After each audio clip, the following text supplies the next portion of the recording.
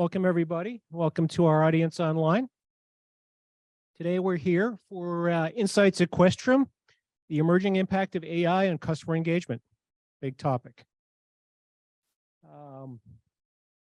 Our panel will make introductions in a minute. So myself, I'm Peter Howard. I'm Executive Director of the Digital Business Institute here at Questrom School of Business, sponsoring this event. My co-host, David Epstein, the Executive Director of the Sicilo Institute for Ethics in the Global Economy. He's also M.S. Fakhani Visiting Professor in Global Leadership. So what I'll do some housekeeping, go through the agenda. We'll talk about how to manage Q&A on our hybrid environment today, online and live. And say a few comments about our topic. David will say a few interesting comments about our topic to set us up, and then we'll kick right off, okay? So our exciting agenda today, our welcome and introduction, we have an industry perspective from our special guest, Jivan Dugampudi, partner AI and analytics for IBM Consulting. Welcome, Jivan. Where did he go? Oh, there he is. Yep. Then we'll have three back-to-back presentations by faculty. DK Lee, our Associate Professor of Management and Info Systems, will present one topic. Gordon Birch will present the social design of AI-enabled autonomous agents. He's our Associate Professor in Management also. And Avi Sedman will present something on digital health, right, and the successful use of AI. So those should be exciting, thought-provoking presentations, which will set us up after a brief coffee break for a panel discussion where we'll have everybody up added with Michelle Schell, our visiting assistant professor of ops and tech management. Welcome, Michelle. And Maisie Zhu, who I think is not here yet, will be coming shortly, assistant professor of AI systems. So, and David Epstein will be joining that panel as well. I'll be trying to moderate. Yes? Oh, Maisie, I am so sorry. Welcome. Thank you. I missed you on the left there. It's my peripheral vision. But anyway, so here is where we really encourage a lot of participation. We'll ask you to just audience here, ask questions, but we'll ask you to ask them on the mic so people can hear online. Online, we have a method, which I will address right now, on how to ask questions. So hopefully everyone can see this. You can scan the QR code now or use the link to enter your questions. I have an iPad they will go to, and I'll go through the questions and try to moderate. But we're hoping it will be a good open discussion on these topics, the implications for the future, and then we'll try to wrap it up at the end. So somewhat informal, but it should be fun. With that said, David.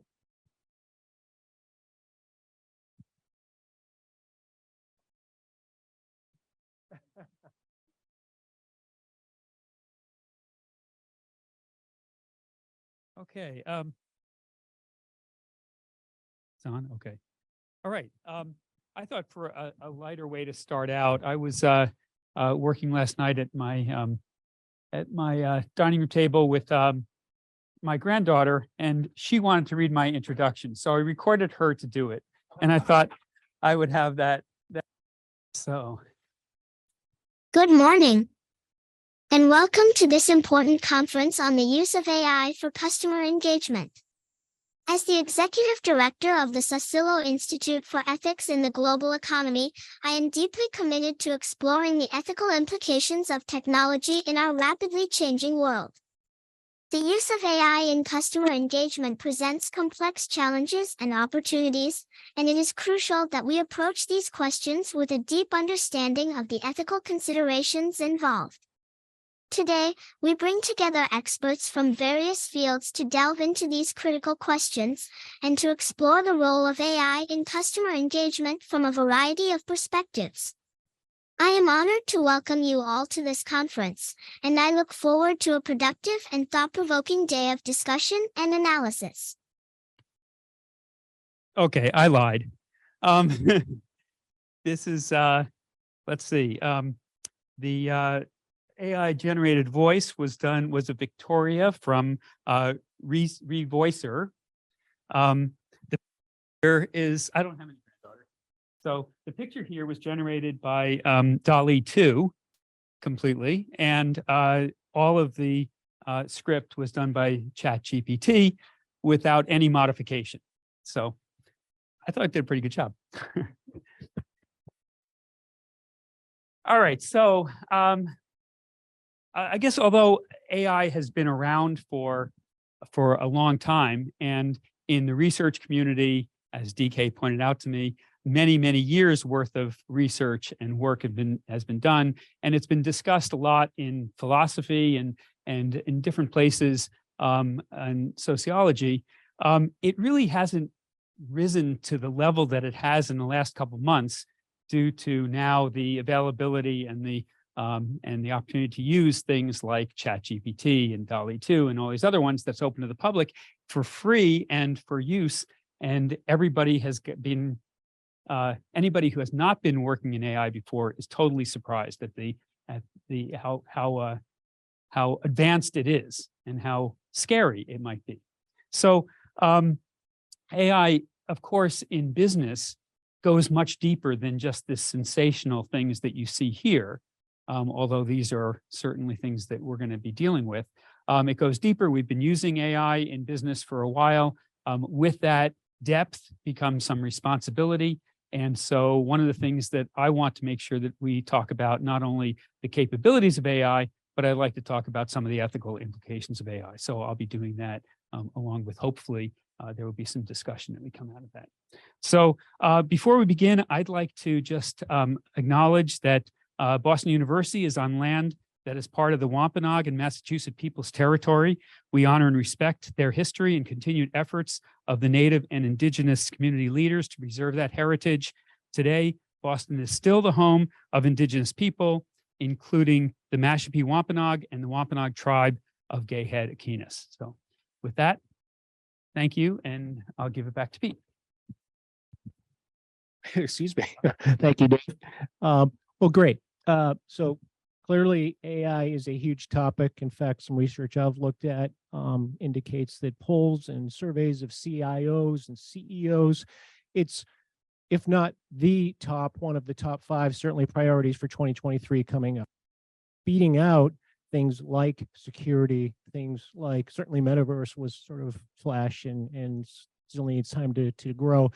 And other major priorities that have been on the forefront. So it's big, but question is, what is it? How will it be applicable? And what are the ethical implications? So let's get started in our exploration. Jivan.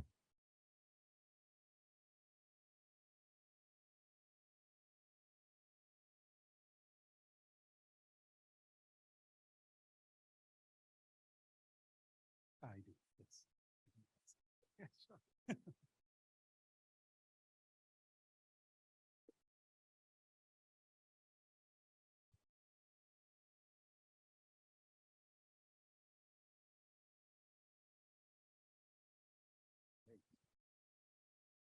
Hello. Hello. Okay. Good. Do I need to use this, or can you all hear me okay? Oh, for the film. Sorry. Okay. All right. Good afternoon, everyone. My name is Jeevan Dugimpudi. I'm a partner within IBM Consulting's data and AI practice. So I'm part of a vertical that supports 3 different industries. We support a lot of our healthcare clients, like payers, providers, and the likes. Life sciences, which includes a lot of our biopharma, med devices, animal health clients, and state and local governments. So state of Massachusetts, state of Virginia, any number of states, because a lot of the states also have a lot of healthcare budgets these days on how they manage that. So we do a lot of work in that space. So I lead our AI and analytics practice for those 3 verticals. And that's the position that I'm coming from here for the next 20, 25 minutes here. Before IBM, I spent some time at AWS, Amazon, and prior to that, spent about a decade at Deloitte, all in the data science space. I was joking with somebody earlier, I think Avi, that when I started my career about 22 years ago, it was just called simple, plain mathematics. It's just the same kind of algorithms are now called different terms. But anyway, so what I wanted to start with is, before I jump into the content itself, what I wanted to talk to you guys about is some of the case studies, real world case studies, where AI is actually driving measurable benefits through the work that we are delivering. I'm sure everybody is doing that, but these are just examples that are close to the work that we are doing. And this just helps you understand the power of AI and how it is actually driving value within various sectors and enterprises, right? So I pulled together 3 different examples. One is from government, one is from healthcare, another from agriculture. So 3 different examples, and then we'll get into some of the content. So the first example, this one is from Department of Veteran Affairs. We do a lot of work with the VA, and VBA is part of VA, the Veterans Benefits Administration. They do a lot of benefits administrations for the veterans in the US. So think of healthcare claims, pharmaceutical claims. All of those claims are managed by VBA for the veterans. The journey with them for us started back in 2019 when they annually receive probably about 14 to 15 million just plain old packets, right? Just paper-based packets. If as a veteran, if you want to get a benefit for a pharmaceutical claim, you'll have to fill in a form, mail it to a PO box, and that's really goes and starts the process. There are these like conveyor belts of people close to 3 football fields, at least when it was starting back in 2019, where people literally process every step along the way. It would take anywhere from 15 to 30 days to process 1 piece of paper. To adjudicate a claim, you're probably looking at about a month of time, right? So that was the baseline where we started this project with, right? Now, over a period of time, we started a small MVP and then that scaled into production. But now we have been on this journey with them for about 3 years, where we built an end-to-end data pipeline. We started with ingestion of all these paper-based applications. We applied OCR++ techniques and computer vision on top of that to extract the relevant information from these claims forms. We have a machine learning algorithm that classifies and then decides if that claim can be auto-adjudicated or it has to be passed to a human for review. And then there is a portal, a front-end portal that basically this human reviewer can look at to adjudicate the claim, the remaining claims. So this entire pipeline was built for them and it's currently being used by VBA. The net benefit of this, by the way, is at the bottom, right? We process today about 20,000 claim transactions per day today. This may be a little dated, but this is over those numbers. 70% of those claims are auto-adjudicated. There's no human touch at all, like just straight through processing. We were able to capture about 400 plus variations of various forms. You'd be surprised how the same claim form is like in different formats. So for an OCR engine to recognize all these forms, you have to bake that, build those models in. There are about 400 different variations of those claims forms that the engine, the entire platform now looks at. We were able to reduce for as I was saying, it used to take about a month to adjudicate some of the claims. For at least some of those straight through claims, we are now able to adjudicate in less than 30 minutes after it gets ingested. So that's the power of some of these. And last thing is we were able to free up about 200 agents that can now use their time to basically do some higher value things, I guess, tasks. There were really 3 football fields worth of people that were working on this. I think now it's down to 1 football field. But really, that is one example of how we are actually delivering value through AI, right? Again, this is not just AI. This is one thing that is a big lesson for me. When we talk about AI, we think that data is very nice and ready for us to do AI. There is a lot of upfront processing that needs to happen for that AI models to be ready for production.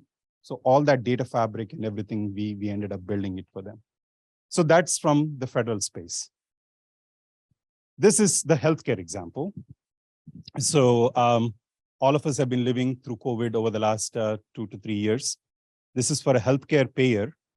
As COVID hit, their call volumes to their call centers spiked 10 to 50 times. And people, members, customers, caregivers, everybody were calling their 1-800 numbers to ask questions around vaccines, questions around scheduling, questions around side effects, comorbid conditions, wide range of tasks. Their call volumes really spiked, right? The net of that is the average hold times on some of these calls were well over 90 minutes. And that was unsustainable for them. So they came to us and we basically said, can we use AI to at least alleviate some of this pain in the short term? So I'm sure most of you know voice virtual agents. So we were able to deploy a voice virtual agent that sits right after their IVR system. And as soon as a person calls the 1-800 number, we meaning the voice virtual agent, the AI agent actually picks it up. And you can actually talk to the agent as if you're talking to a human being. You don't have to go through 1, 2, 3, 4 IVR thing. You can just directly ask, what are you calling about? It understands the language, it understands the intent of your call and digresses the call directly to the intent that you are calling about. And then for those cases where it really had to be transferred to an agent, it would then transfer. We were able to deploy this in less than 3 weeks. This was at the peak of COVID. And over a period of 4 months, the IVR system, not the IVR, the voice virtual agent has been able to handle about 16 million calls over a 4-month period. And out of which about 65 to 70% of them were never even transferred to an agent. It was fully contained within the voice virtual agent itself. Now, like this is again, I mean, these are the kind of benefits that we are talking about, right? There are the primary benefits are what you see here, but again, cost, savings, and associated improvement on personalized interactions with your members are secondary benefits.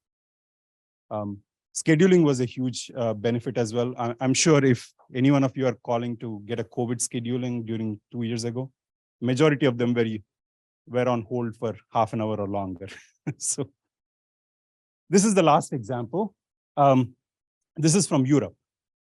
So does anyone know Yara by any chance? Have you heard of Yara? You did. Okay, great. How was your experience? Yeah, they are actually an innovator in agri-tech. They're a fertilizer company, but they have realized the power of using fertilizer to improve productivity for farming. They have a mission that the amount of hectares of land that we have on Earth is not enough to feed the growing population of Earth. We are supposed to hit like 9 billion population by 2050, and there is not enough land on Earth to actually feed all of them. So one of the sustainable missions that they went after about 4 years ago is, can we improve the productivity of the 1 acre of land that our farmers are actually using to grow the various food? So what they ended up doing is they have about 600,000 or so farmers that they currently support across the world. That is one beautiful thing about these guys is their products are being used in Australia, Brazil, US, a lot of Northeast Europe. So they are actually very well covered geographically in that sense. So over a period of time, we ended up deploying IoT devices on the various farmers' land. And it can actually understand build the entire streaming from IoT devices to the cloud, build the entire data platform for the farmer, and then built out a user dashboard that either the farmer can access through like a simple web portal or an iPad app. But what does the farmer really get? The farmer gets a couple of most important things. One is what is called as a weather as a service. So the farmer, for that hyper specialized region that they have, they could actually look at historical weather patterns and also predicted weather patterns for the next 4 to 6 months down to an hourly level, right? So that is a weather as a service. So that is one service that they can get through this. The second is crop yield as a service, which is how much yield from that 1 hectare of land can that farmer expect based on the fertilizer patterns, based on the weather patterns, based on the environmental factors, based on the humidity levels in the farm, all of those factors combined, there is an algorithm that basically says, here is the expected yield that you can expect for your farm for the next 4 to 6 months. So crop yield as a service is part of this platform, and this is currently available to about 600,000 farmers. This particular thing, the goal of this right now is to cover about 7% of world's hectares. So this platform is about 6% right now. The goal is about 7%, which we are fairly confident of going. 7% of hectares of land that is available for farming will be on this platform by summer of this year. And they just went to WHO for thinking about how to grow beyond that as well. Now, again, I just wanted to start with these 3 examples, right? Because these are real concrete examples that again, we see daily add value on a day-to-day basis using data and AI. Now, let's go to the boring stuff. I mean, I think David was talking about it just now, right? There is, AI has been around for a long time. I mean, it's just how we define AI. The way that we have been looking at it, and we have been talking to our clients is, anything that we call AI that mimics human cognition. Think of it that way, right? It could be heuristics, it could be algorithms, right? But anything that a human would do and anything that would mimic a human's cognition is really what we call AI. And it's been around for a long time.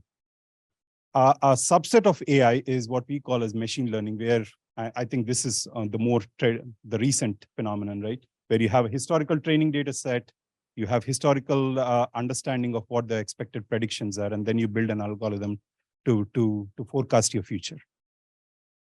A more recent one is deep learning, which is a subset of machine learning that uses artificial neural networks to basically do the same type of work that would be done as in your traditional machine learning work. But that actually, in a way, spurred what we see as the AI revolution in the last 8 to 10 years. I mean, it really started with the CNN paper back in 2012, I guess. But what has grown in the deep neural network age is it's not just the algorithms, it's also the availability of data and the availability of compute. It's so easy to spin up a GPU now and then run your algorithms and train your algorithms. You don't need to have a supercomputer to do that, because you can just spin it up on Amazon or GCP or Microsoft Cloud so much easier than what we were able to do just about 10 years ago. So where do I see personally, right? I think we are in this era now where, I mean, ChatGPT is a great example now, right?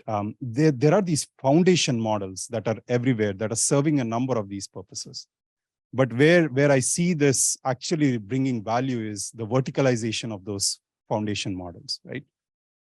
You take an AI and then you say, what is it used for? AI and something is really where we see a lot of applications. So for example, the first example is AI and customer care. So this is where you see the example of call centers and voice virtual agents that I mentioned earlier. This is how do you drive personalized support and personalized interactions with your members, customers through AI. The second is AI is not just transforming the front-end experiences, it's actually transforming even the back-end experiences. You would be surprised how much, like the Veterans Administration is a back-end example. Similarly, in every one of our large enterprises, we have invoice processing, like simple stuff like that. Invoices take so much human labor and cost. And those are the kind of things that are also being transformed. IT help desk is a great example, right? HR help desk. These are the kind of things that are completely being transformed by AI. Again, I say AI and BPO, right? Marketing and sales is the third vertical. I mean, this is the age-old problem, right? Recommendation engines, personalization, your marketing mix models, all of those are, I mean, this was the original use of predictive analytics and data mining and AI. We are also seeing a lot of HR talent applications for AI, especially over the last 2 years, where we have seen a lot of talent gaps within companies and the fight for talent in that sense. So we have seen a lot of work with companies where they're basically scanning through the resumes of their employees and understanding what kind of skills base do they have today within their employees. But as their organization is transforming, where do they need to go from a skill standpoint, right? Where are they today versus where they want to go? And then what is the gap and how do they fill the gap, right? So there are a lot of applications like that for AI that we are continuously being working on as well. One good example for HR, by the way, within, I don't know if you know this, but within IBM, we have this thing called Ask HR. I've been with IBM for about 2.5 years. I've never called our employee call center till date. 90+% of our employee transactions are handled digitally, fully. There are about 27 different chatbots that handle transactions like my payroll, my vacation, my workday transactions. Everything is handled for you. Very few edge cases where you really want to talk to a customer, then we can call an agent or open a support ticket. But so far in the last 2.5 years, I have not had a situation where I had to talk to somebody, because those things are getting very, very smart these days. So I think this is just a replay of what I mentioned in the previous slide, but really where I see areas of like growth and opportunity are, first is language models, ability to read and understand language. Language meaning not just English, every other language, right? The language. So that is an area. And we'll continue to see verticalization of this, right? So taking ChatGPT and applying it to healthcare, applying it to insurance, applying it to, so we'll continue to see verticalization in that content intelligence space. Vision is another example. There was an example recently, and we were doing a small POC with actually a fast food chain. We put an edge camera in front of a fryer that fries French fries. And as the drive-through orders would come in, it would look at number of French fries on your in your fryer and say, indicate to the guy basically, oh, the number of fries that you have in the fryer are actually less than what the demand is right outside your door. It would send like these signals. There are red, yellow. It was simple enough for them to understand you need to put more fries. There's a simple AI model that was basically just looking at the number of fries and then seeing if that is sufficient to capture the demand that is out there. So there's a lot of work happening in the vision space also. That's just one example of how we have been seeing it.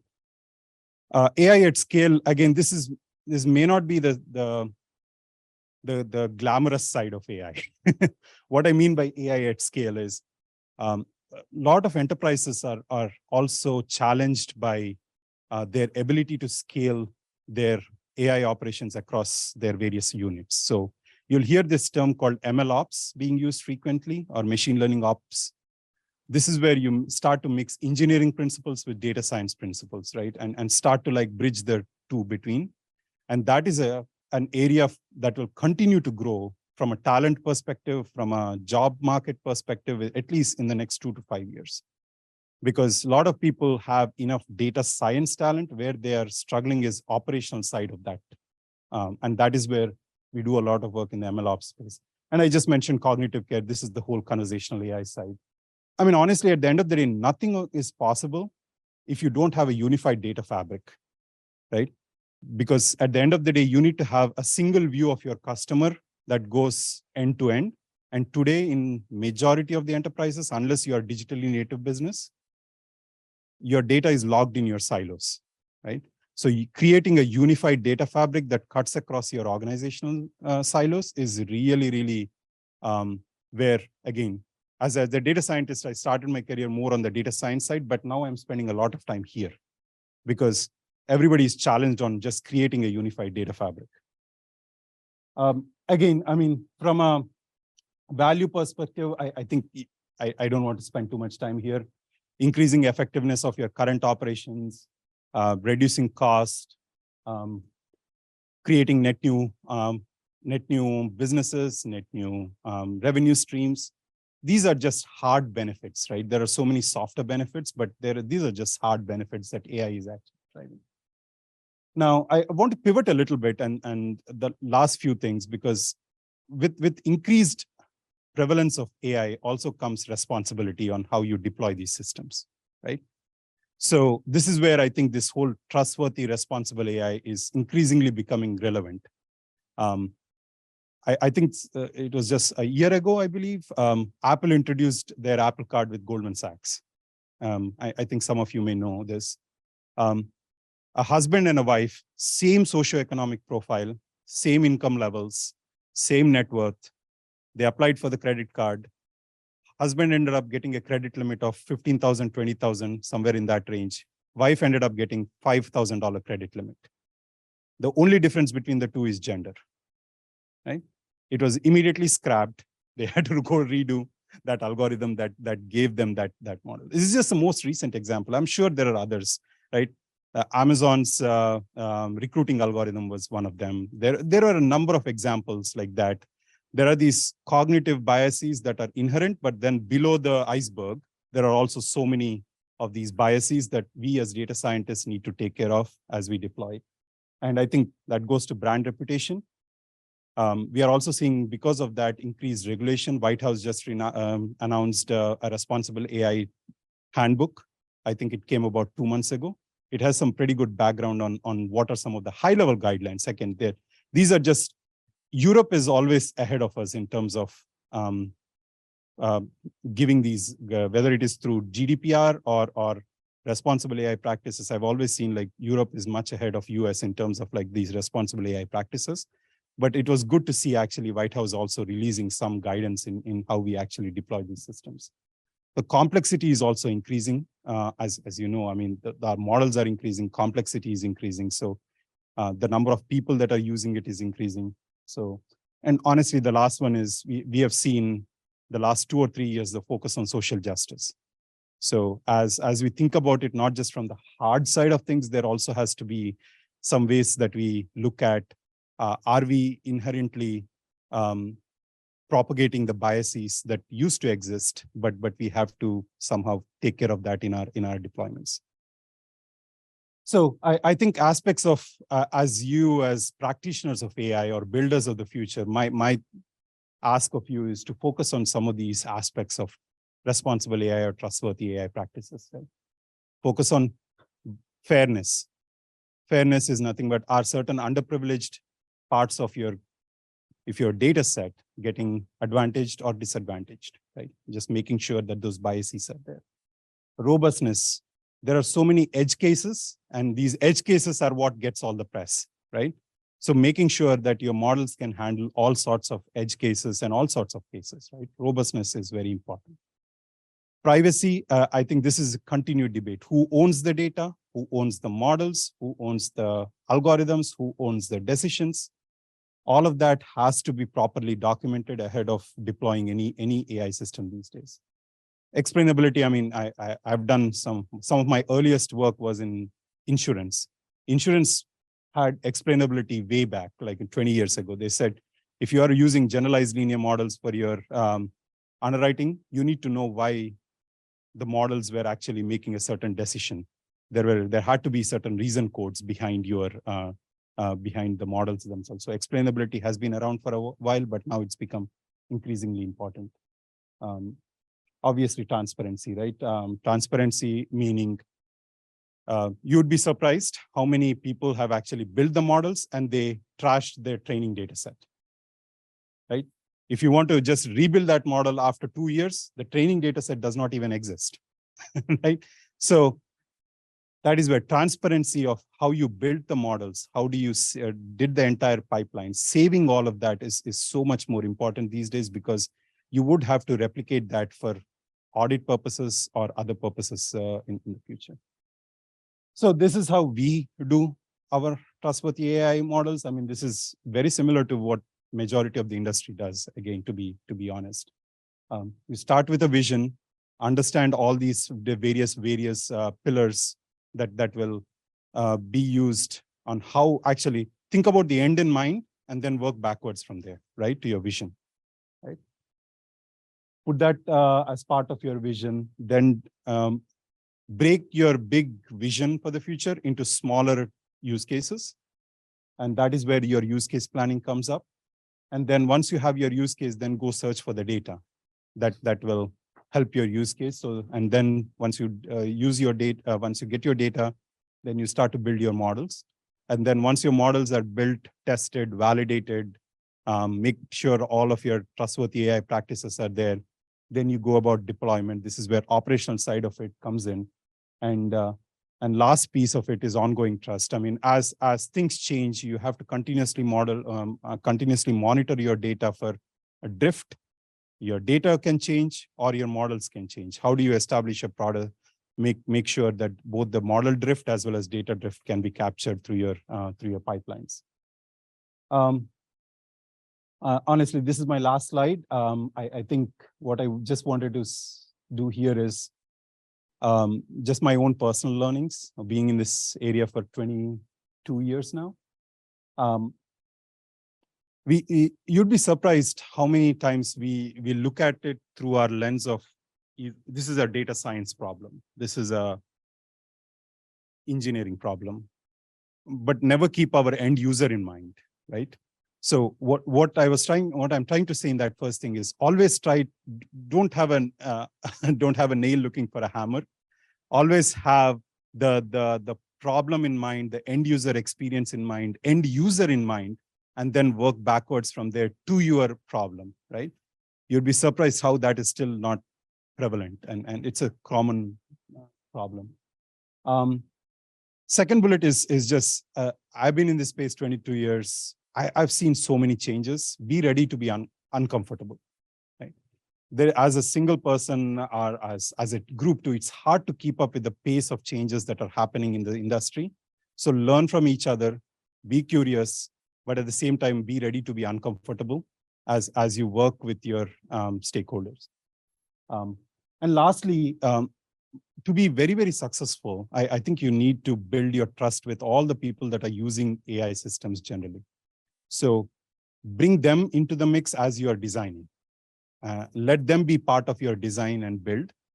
And the most successful teams, engagements that I've seen, have a strategist, have a UX developer, has a machine learning engineer, has a data scientist, has a business person, everybody working together in a squad to build and deploy. So be ready to build your squads in such a way that you bring that diverse skills and diverse talent. So with that, I think that's my last one. I don't know how to get out of this. Thank you. Thank you. Well, hold on, Jivan. I think we have, why don't we take a couple questions now? I'd like to save, more questions for our roundtable at the end, which should be very robust, but any immediate questions? Yes. So excellent presentation. Thank you. I'm focused on healthcare, and AI is a distinct interest of mine. So I'm curious, if you look towards the future, which is what AI is supposed to do, where do you see the evolution of AI in healthcare?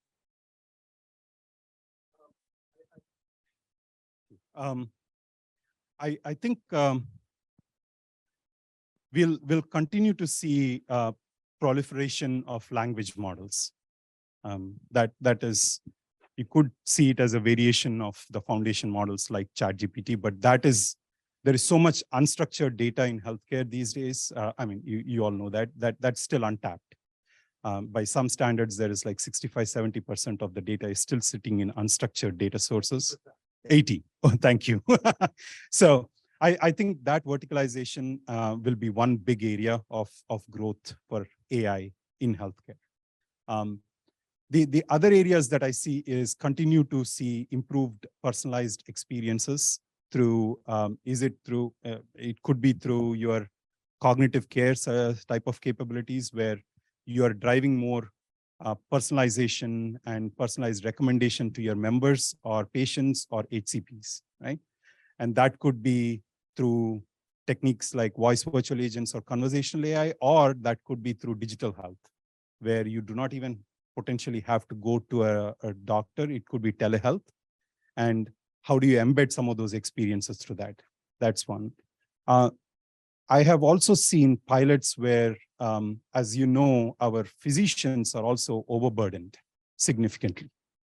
So, and a lot of that is coming from the administrative overhead that they have to do post a care or post a visit, because they have to put all that into their EHR system, whether it is Cerner or Epic or any of those.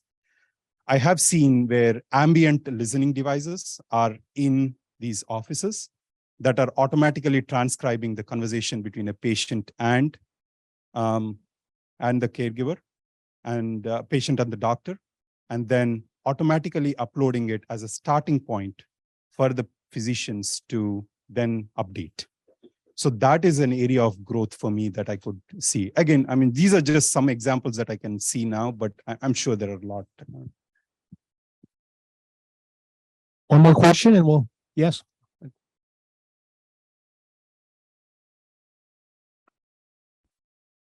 Thank you very much for a great talk. I just wanted to ask a very quick question, get your input on the generative AI, because you mentioned this is all the same thing, the name has changed. I want to just push back a little bit on that, because I think the AI 20 years ago and AI today, I think like what Dave played earlier today passed the Turing test. Yeah. I would say I was fooled. I thought it was actually his granddaughter. And are we ready for this generative AI or other names like you would call, especially in like healthcare and in in the business domain? Because I feel like something like Chat GPT, just the newest version of GPT 3.5 arrived, got a lot of people by surprise. How do you see the industry, especially healthcare, reacting to it, and how long does it take until we actually leverage such technology? I personally think there is a lot of potential for these large language models. Don't get me wrong, right? It's not the same as what it used to be just a couple of years ago, right? LLMs have come a long way, and their ability to comprehend language as a human has grown significantly.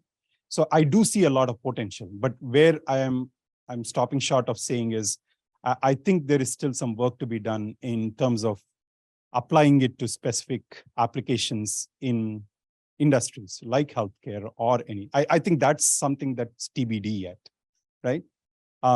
Where I am seeing, World Economic Forum happened just a few weeks ago.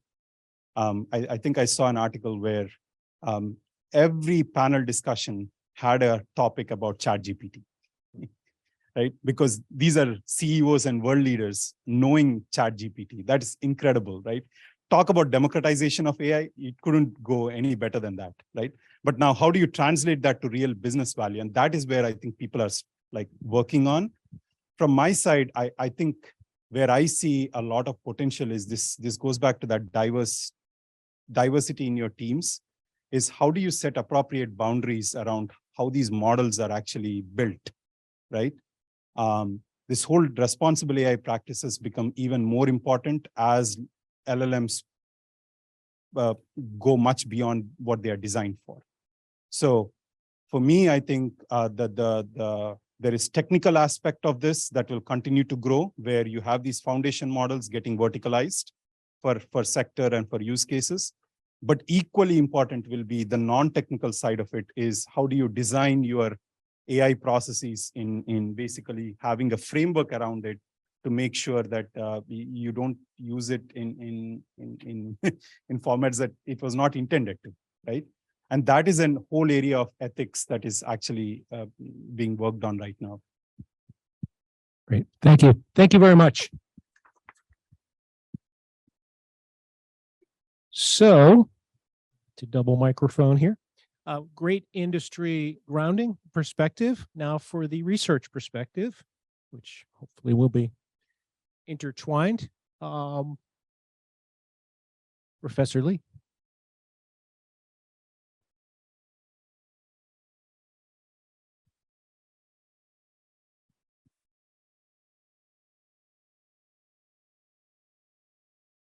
All right, thank you for coming. So I have my own slides. So, all right. So I think I'm gonna give. My goal here is to give sort of an overview of generative AI, and also give you some sense of like the technology, because this has been going on, and also ChatGPT has taken like the spotlight, but that's not the only one actually. And I just wanted to talk about a little bit of, and I'll talk about 3 different research that is about actually applying generative AI to problems in IS, marketing, and strategy, and so forth. So what is a generative AI? Let's just start with that. It's an algorithm that models data generating process, so you can generate things. Instead of the usual discriminative models that models the conditional probability of certain label given X, it models actual data generating process P of X, or joint distribution P, X, and Y, if the label is given, right? So, and also generative model can be turned into a discriminative. So here I just drew out generative AI, Google search term. So this starts from 2015, and we're literally at the exponential stage, as and I don't need to tell you that, but generative AI has been going on. The old models dates back to like really long time ago. You know, autoencoder things, for example, existed in like 1980s, and 2016 was like the invention of the generative adversarial net, which then started this craze up until now. You know, this, if you have time, just like, you know, some cool place to, fun place to visit. This X does not exist. They actually just collect random stuff, generated models that basically can generate X on the fly, and you have things like cats, you know, person. I think David just used that. One of the, this person does not exist. All right, so I'm gonna skip talking about, like, now I'll come back to ChatGPT. You know, like, I'm not gonna go into too much about it because everybody knows about it. All right, this I thought this was fun. Write a 3-line poem about being asked to write a 3-line poem. It's and then it just goes into 4th line. It does have some sort of, yeah. One thing I want to say about generative AI is still it is a statistical mimicry. It just memorizes lots of statistical structure of the natural language and is able to internalize that and then predict the next word, and has a semblance of intelligence. And it is one of many, albeit well engineered. No wonder, you know, people are talking about it. And its actually ancestor is a transformer model from 2017 from Google, right? And a lot of people, you know, the news is like talking about Google under attack. And come on, Google like originated a lot of this, right? Along with different, and there are many different language models that exist. I think a healthcare thing was asked. DeepMind also just released, not just, they have a language model called MedPalm, which basically now I think the performance is up to like 93% in agreement with like what physicians would say. And people can just ask random questions on it. Google is now launching Sparrow. I think it's expected to be launched in May or something. And they're focusing on new things like ability to cite, right, which ChatGPT lacks, and even heavier emphasis on bias and responsible outputs, as Jivan just mentioned, talked about it. And there are more, so it's evolving. All right, so if you've seen this already from my previous presentation, please do not spoil for other people. Can you guess which art is generated by AI? Well, I hear all of them. No, there's only one. Bottom right, I got bottom left.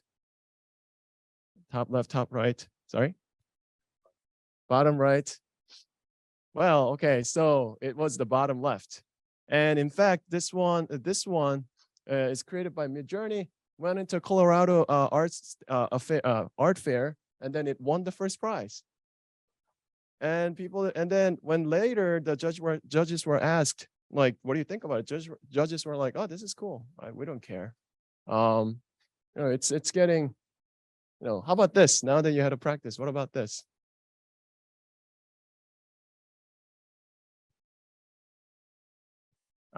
Well, someone just keeps saying all of them. So. Top right, third one. It was a trick question. It is all of them. So if you want to try Stable Diffusion, Now they have a second version out. You can just type Stable Diffusion demo, and then you can just like prompt things and then just generate art on the fly. This one, if you just type Google in Google 100 top Stable Diffusion, you'll see some amazing artwork, right? And like DALL-E 2, text to image, Stable Diffusion. These are one thing that actually I think got attacked to oblivion, which I think is kind of unfair, is a large language model by Meta. They released something called Galactica a few months ago, and then people just like had a knee-jerk reaction, just like, oh, responsibility, it's forming stuff that's like wrong. Like, but come on, we have to start somewhere, right? What it is a large language model trained on scholarly article, right? Think about that. And you can ask questions, and then you can ask to cite things. They never mentioned it was going to be, groundbreaking and writing papers, right? You have to start somewhere. And I think this is something, it's so weird to see public have a different reaction, right? If a large company does it, they suddenly want to attack it. And OpenAI releases some ChatGPT without, some filters. Now everybody thinks it's it's changed the world.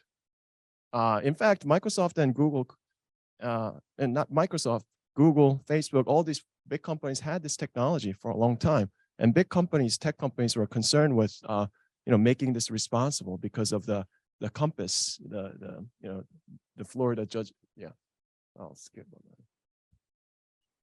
All right, so this is another text to video model. You can literally prompt and then create a video. Of course, the quality is not that good now, but it's only a matter of time, right? So this one is like horse drinking water. It just created this on the fly, right? And in generating art and music, AI is standing on the shoulders of humanity, right? And I created these in a few seconds, right? It's with the Stable Diffusion. It's just getting crazy. And it's amazing to see a perspective of artists, at least the ones that I talk to, artists and musicians, the content creators. There are a lot of positive opinions. And I thought they would, I didn't know how they would react. But the ones that I've been talking to, they're all positive because they see themselves as above the general public in their imagination and creativity. Right? They see these tools to get them even further up. So at a Meta conference for AI, I was sitting next to a dean of Juilliard who was really excited about the opportunities that these tools create and give to the musicians. Now they can focus on different types of creativity, maybe exploratory, transformative creativity. Judge of the art competition that I mentioned, they didn't really care. Content creators are very excited.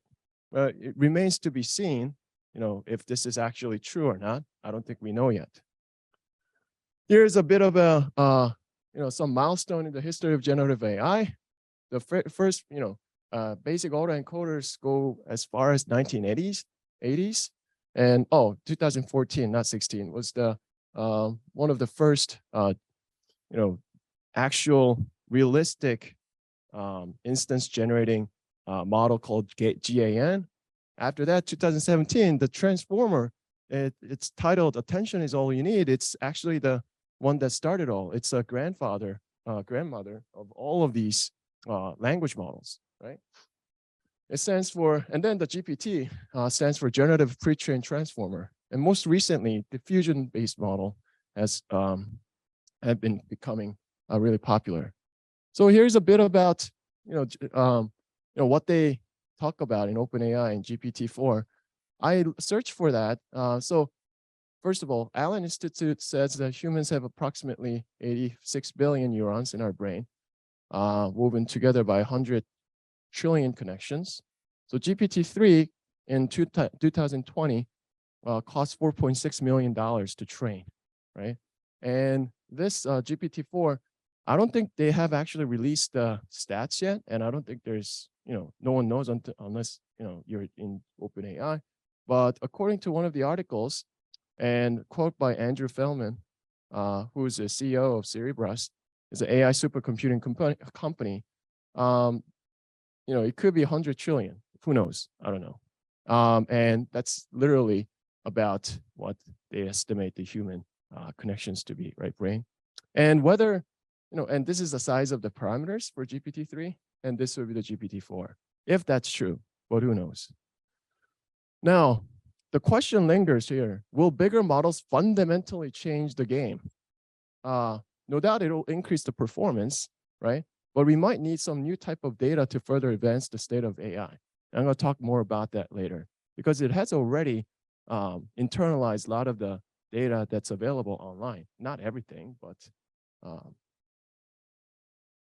yeah. And one thing that keeps popping up, I think, we all know generative AI or AI in general is now GPT, right? GPT, a technology that that can affect the entire economy, things like electricity and steam engines. And in the last year, like 450 startups are working on only generative AI. So the scrambling for the next big piece of pie has begun. Now there is even a marketplace for prompts. People can sell their prompts for these language models or DALL-E or text-to-speech, text-to-image, text-to-video models. I'm going to skip this. So these are some mapping of what generative AIs are, they are able to do, what kind of application there are. It cross-cuts like text coding, images, speech, video, 3D, and so on and so forth. And what I'm really excited about, well, metaverse is not here yet, right? But if it gets popularized, you could imagine a text to a world model. I mean, metaverse is going to be generated by a generative model. And if you can think about, if you like Star Trek, we might not be far away from virtual reality holodeck, where you have like a text to world, right? I mean, we're not going to have a real holodeck because we don't have that molecular synthesizer, but text to a virtual reality world is a real possibility. Given this overview, I'm just going to talk about give a brief overview of 3 recent research from IS, marketing, and strategy. So the first thing is a paper that I worked with doctoral students Zhaoqi Cheng and Sunny Tambe at UPenn. You can see the paper here, tiny.cc/innovate. Basically here, our research question was the following: can AI represent innovation, and how is this even useful?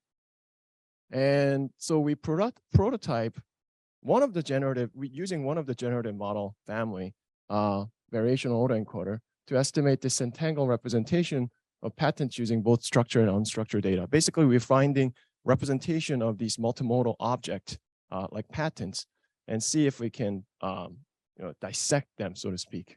And ideally, we can dissect them and present them and embed them in an interpretable vector space and compare contrast. And because this is a generative model, we can actually synthesize new things, right? So, with this model, we can ask a bunch of applicational questions, and some of the spin-off papers are coming. With this, we can ask what happens if you combine patent A and B, automate lots of combinational creativity. How exceptional, you can ask how exceptional is a particular patent respect to some specific technological factors extracted by the AI algorithm. What innovation factors increase or decrease over time? Rank companies in technological factor X, and so on and so forth. Lots of applications. Here's a second paper I will briefly go over. This is by colleagues at MIT, Yale, and Northwestern. So they have this nice, neat paper titled Design and Evaluation of Product Aesthetics, a Human Hybrid Machine Approach. Their target is car design market, right? So car companies spend millions, lots of money for designing their product. And in fact, it's been shown that aesthetics are critical to automotive industry. And there are a lot of these cases. For example, huge market swings and significant costs are attributed to aesthetics of a car. Buick Enclave had like 30% over rendezvous. Beetles, 54% market share increase in 1 year because of the design success, right? And the other part, On the flip side, if your design is really bad, Pontiac Aztek resulted in 1.87 billion loss to GM primarily due to bad aesthetics. And so these authors, these scholars, they actually work with GM, I think. And what they're trying to augment is the design process. They're not automating this, and their whole point here is that it can augment this procedure. So this is a usual design concept, process, design concept process. They start with thousands of sketches and filter it down until they have only one or few of them. And after this, they go to do a focus group study, right? And then they decide on a design that is liked by most people. And they have to do this in different countries. And that's a lot of money. So what they proposed here is that they can get the market definition. This is the usual procedure. Market definition, get design concept generation, design concept testing, and then downstream firm stages. So these days, it's only all done by humans. Design aesthetics, and then you have a theme clinic, and then the focus group study to get the best ones. By the use of generative AI, they can automate augment a lot of these processes where generative model, based on what we've seen with the text to image and text to, anything, and they can augment this procedure. And again, they can also use machine learning model to get a sense of what people might, say about the aesthetics. Of course, this is not, it's not totally automatable yet. And lastly, how much time do I have? Okay. Lastly, I have another one by this Ryan Du, Asim Ansari, and Olivia Tubia. They have a paper called Letting Logos Speak, Leveraging Multi-View Representation Learning for Data-Driven Logo Design. So now you can do a lot of these designing process by internalizing things that matter. I'll talk about what here. So their framework here is that they can represent brand identity, right? By multiple different things. It's multimodal, meaning different types of data can enter in to basically define a brand identity. What represents a brand identity? You could have a logo, right? Logo is super important. Then you can also have a stated identity. What do they, their mission plans and their goals and company's goals and so on. Then also you have a consumer perception, like a brand personality.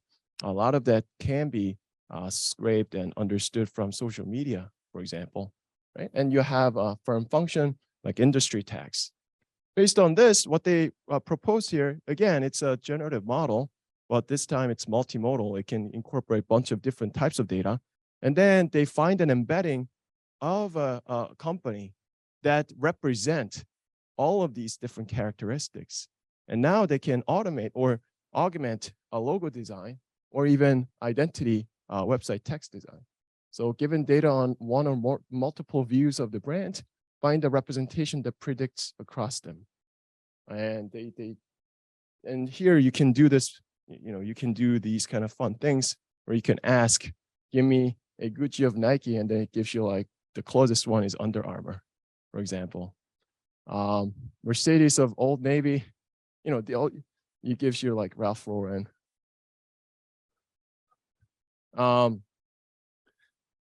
Yeah. So given this, let me succinctly summarize the power of or capabilities of generative AI. The power here lies in the fact that it learns to generate any complex object. Any complex object can be literally like a firm, image, document, patents, jobs, or any digital twin of anything like consumers. If you have enough data, generative AI can represent that. Of course, it might be not totally right, but it can still do a good job given enough data. And in doing so, learns about the object and object space in detail and in scale, right? And then the trained model can then map up the object space, provide deeper insight that we might not have known before about that object space, augment the purposeful synthesis of a new and creative object, right? And do 1 and 2 at incredible scale and speed. That's the sort of the power of generative AI, right? what will be the landscape of large language models and generative AIs? So big tech companies, the competition will keep improving architecture and the model size.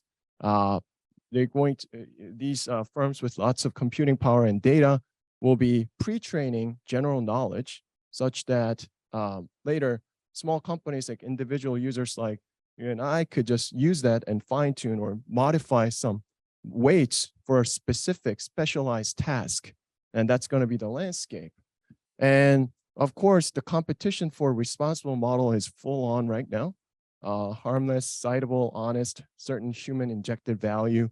How do you control these large, very uncontrollable, somewhat very complex models? Right? A big caveat here I wanted to leave you with is that it's easy to mistake how AI will evolve and function by projecting views of human intelligence. It's definitely not like human intelligence, yet algorithm does not distinguish between quantum mechanics and children's story, right? If there is enough high quality training data, neural networks model will gobble it up and have a very good semblance of knowledge. It doesn't care if you feed quantum mechanics or just children's story, right? It doesn't know the difference. Well, to us, one is harder than the other. And just because it's hard for us to do something doesn't mean it's hard for the algorithm, right? Given enough high quality training data, that's the entire thing here, right? Whether it truly understands or not is a philosophical question dating back to like 60s. Since the 1956, the Dartmouth AI conference, they have been talking about this nonstop. And if you want to read more about it, there's a philosophy of artificial intelligence. It's more relevant than ever now. So for example, concepts like Chinese room argument and responses and definition of intention, consciousness, and so on and so forth. How is current generative AI lacking? I just wanted to talk a little bit about that. So Polanyi's paradox, named in honor of the British-Hungarian philosopher, is a theory that human knowledge of how the world functions and of our own capabilities are to a large extent beyond our explicit understanding, right? Termed tacit knowledge. So generative AI learns now only from the web or available data, like text, images, video, everything. However, it's severely lacking on data that we cannot really store, right? Like senses, like any taste senses. What is taste like, right? Taste, muscle memory, high resolution of things like feelings and emotions. Anything we cannot explicitly state or store due to Polanyi's paradox, the generative AI cannot learn, right? So when will this be overcome? Who knows, right? But once it's available for generative AI to gobble up, it's going to also encroach that. All right, so I'm going to end with some growing concerns, few examples. It can misrepresent facts and reality. We have seen ChatGPT just like BS through and then like say things like that's totally untrue, like it knows it, right? Produce bias and harmful content is another one. Also, power is in the hands of few. OpenAI, Microsoft, Meta, big, large companies, they're the ones who have the data and computing power to actually train these models, right? Who decides what data is used to train models? Because initial data and model choices have far-reaching consequences. It might lead into echo chamber and different equilibrium. And also, who owns the rights to these data, right? I think a bunch of artists are suing a bunch of these companies for copyright issues and intellectual property rights. How do we protect potential extraction of sensitive data that might be, coming up? Generative AI is so powerful that it will change market equilibrium for many industries, right? And that's something that we need to be aware of and study. And anyone with the computer can now launch a massive scale, believable bot attack and misinformation. It's really easy now. Anyone in their basement can do this. So this is a big concern. And that's all I have. Thank you very much, DK. That was fantastic. Wow.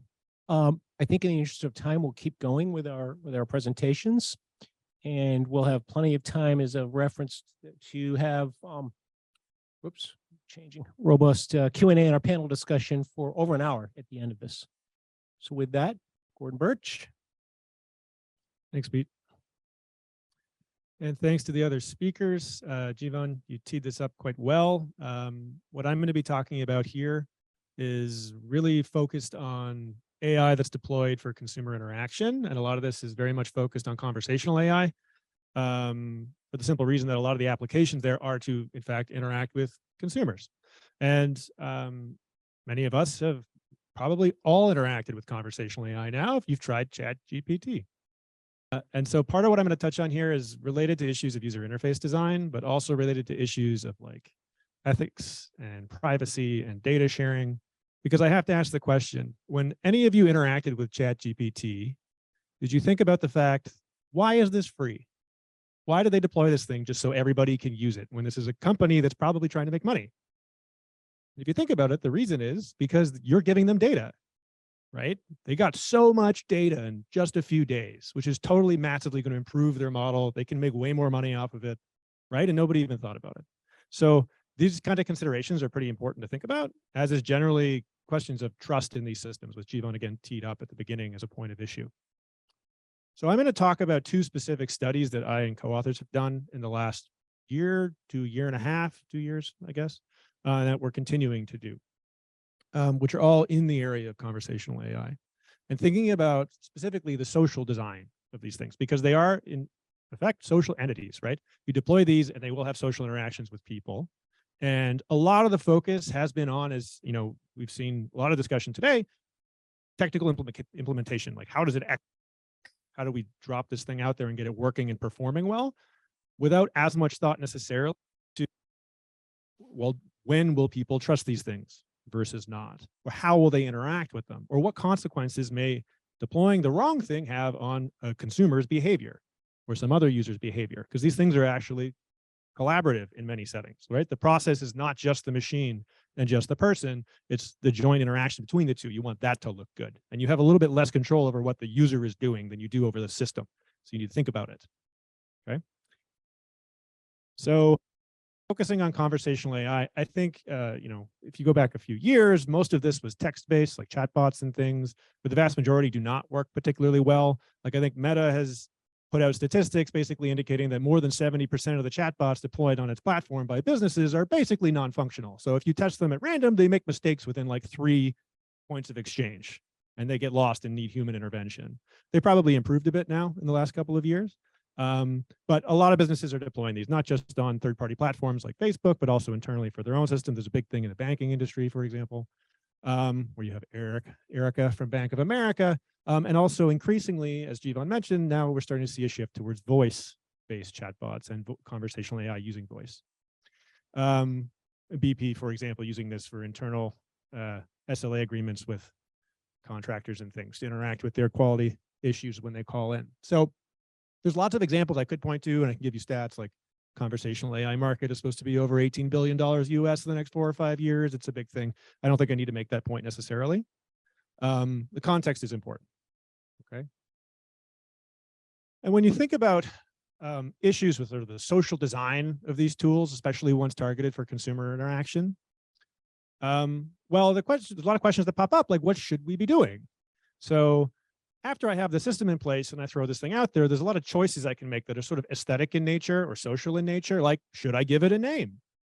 Like Erica has a name. Was that a good idea? I actually have no idea. And neither does Bank of America, because they probably never ran an A/B test, to be frank. And actually an interesting thing here to think about is this is just another computer system, right? Which is being deployed for a consumer interaction. And there is no reason you cannot be A/B testing the deployment and design of these things, right? So you could A/B test, like what name should we give the thing? If we're going to inject some personality into this bot, which one should we give it? Maybe we can personalize these things, right? So actually that's an important thing to have in the back of your mind, that you can always be designing to improve these systems, and maintaining this sort of experimental mindset can be a good idea here too, just like you would do with like ad copy and things like that, right? Anything consumer interaction based. So several years ago, you may have seen this or recall this, when Google was introducing its AI assistant that could make calls on your behalf and to make a booking for you at a restaurant. They demoed the thing and it was like amazingly high quality, right? To the point where you're listening to it call, I think it was a hairdresser, on behalf of a user to make a booking and actually having a conversation with the hairdresser that answered the phone. And the woman clearly had no idea what was going on because the bot was injecting ums and ahs into its speech patterns. It had affected a Pennsylvania accent, and the woman had no clue. And it hung up. And everybody in the moment was like cheering and like, wow, that's so amazing. But then you had this flurry of really negative articles with all these people who were super freaked out by it. Basically, like, this seems deceitful. How do I know it's not being personalized to manipulate my response and what I do? And it's led to legislation, actually. So like in California, there's the Bolstering Online Transparency Act, where you now legally are required as a firm to disclose that this thing is AI at the beginning of an interaction with a consumer. You can't keep that from them, right? Because there's this big sentiment, this negative reaction people have had to this idea that it's so good that I can't actually tell because it passes the Turing test or whatever, right? Amazon had a really creepy example quite recently where they were demonstrating the use of generative AI models for voice cloning that you could use on their speaker service. And they gave an example using a kid's dead grandmother, and it didn't really go over that well. I guess I didn't think it through too much, right? So anyway, the point is this is important to keep in mind, okay? So what we're looking at are a few different aspects of how a consumer in particular may interact and interface with these tools, how that may change their response depending on if they are aware that they're talking to AI versus not. And I know it may seem like you'll figure it out. And that's generally often going to be true. You can kind of parse out from the conversation that this is not a person pretty fast, but there can be a difference between upfront disclosure right away and the person kind of figuring it out after a couple points of exchange and feeling deceived, right? Which may not put them off on the right foot in the interaction, okay? A lot of these things are tied generally to this idea of like, do they trust the other entity? That's really what we're thinking about, is like a latent thing that we're focused on.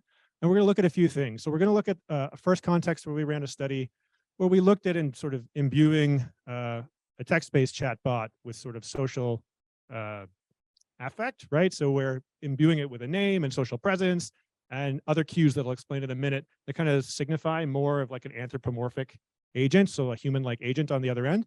And what that did in this transaction context, not only to consumers' willingness to complete a transaction, but also to price sensitivity. So we saw that that moved, that they became a bit more sort of thoughtful about the prices they were being offered, as well as their willingness to share data with the thing, right? Because consumers are privacy concerned potentially, and these things can manipulate privacy perceptions and privacy concerns. And data sharing, as I mentioned at the outset, is a big deal. Like, getting data is really valuable to companies, but regulators are worried about people sharing these things at inappropriate times too.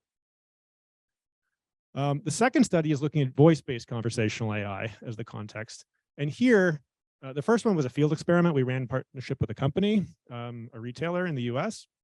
The second one is actually a controlled setting because we're in an actively trying to identify a partner to run field experiments with.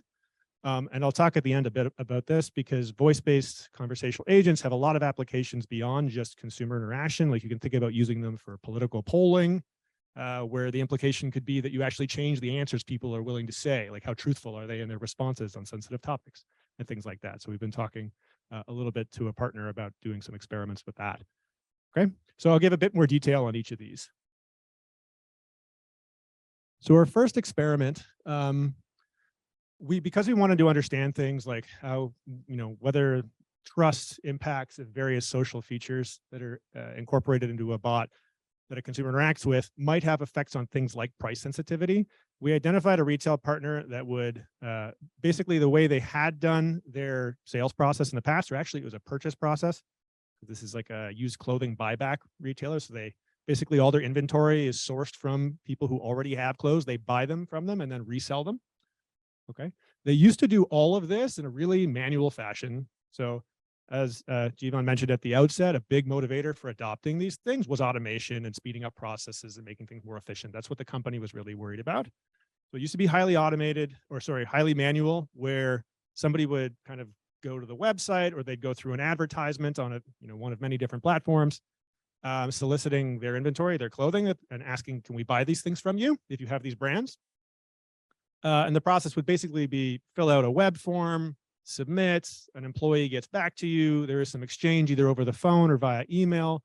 There's some negotiation that happens. And then eventually when a sale happens, basically they produce a shipping label for you, you print it out, you send it to them. So they initially engaged with us to automate this whole process using a conversational agent to take care of most of it, right? So we use Google Dialogflow. We deploy the chatbot after it's developed onto their Facebook business page. And then consumers are pushed through ads to the chatbot, which then identifies what clothes they have, solicits photos from them, figures out the labels and the number of units, and then generates a price offer for the person. If they accept it, then it automatically sort of produces a shipping label for them in the moment after verifying their details, and then the person ships it. And it kind of cuts down on transaction time, like order of magnitude, right? We do this work on behalf of the company, and in exchange, they let us do other experiments on top of the thing we just built for them. Okay, so we run some A/B tests, basically incorporating different social features. So we develop 8 different chatbots, which have slightly different characteristics, and then we're randomly assigning visitors to a different chatbot, and we see which one has what effects on the outcomes that happen. So what are some of the social features that we experimented with? So again, the idea was at no point in this experiment do I believe anybody thought they were talking to a human beyond the first 2 or 3 exchanges. Because if I was to show you the conversational dynamic, it's basically like you get drop-down lists that pop up and things like this as part of the conversation. So they know. But we do anthropomorphize these things, right? Anthropomorphize these things in different ways. So for example, we will have message typing bubbles showing up while the chatbot is producing a message, or we will provide read receipts. When you send a message to this thing, it kind of has the double check mark that says this thing's been seen, this thing's been read. These are sort of social cues that people use in regular conversations on chat with other humans, right? We also incorporate typing delays. So a chatbot could respond instantaneously, but we purposefully time the response such that it would be, the equivalent of 70 word per minute typing speed, which is a little above average human. Okay. We also incorporate a name, things like this, right? And so what we do is we randomly incorporate in different chatbots, different combinations of these features. And then there's a control, which is we don't do any of these things. We just have instantaneous reply, no read receipts, nothing. It's very sort of robotic interaction. And then we examine what does this do? Oh, and I didn't mention the other thing that we are randomizing at the same time when we get the price offer that we're going to send to a consumer for the clothes they have to sell. We're going to randomly perturb the offer as well. So we're going to randomly make it a little bit higher or a little bit lower per unit. The idea being now, regardless of what you brought to sell to the company clothing wise, we're going to randomly bump up your offer and see, are you systematically more willing to take a lower offer if we do the right thing? And we show that actually we can make that happen just with these social characteristics, to my earlier point, right? You can imagine opportunities for consumer manipulation, et cetera, right? Depending on how you think about these things, whether this is good or bad, probably depends on what stakeholder you are. So what do we see? As we incorporate more of these like anthropomorphic characteristics into the chatbot, we can kind of bump your probability of completing a transaction by 10% on average, which is quite high, right? And then also, if we have enough of these treatments in place, your price sensitivity starts to go up. So you become systematically more responsive to changes in the price offer that we're giving you, right? So it's kind of interesting. On the one hand, we're making you more human-like. You become more likely to complete the process altogether. But at the same time, you're much more sensitive to the price offer that you get. So it's like, I trust you more, but at the same time, because I know you're a bot, I'm also second guessing your intentions and what you're doing with prices a little bit more, right? Depends how you think about this. So there's kind of parallel effects that are happening that need to be thought about.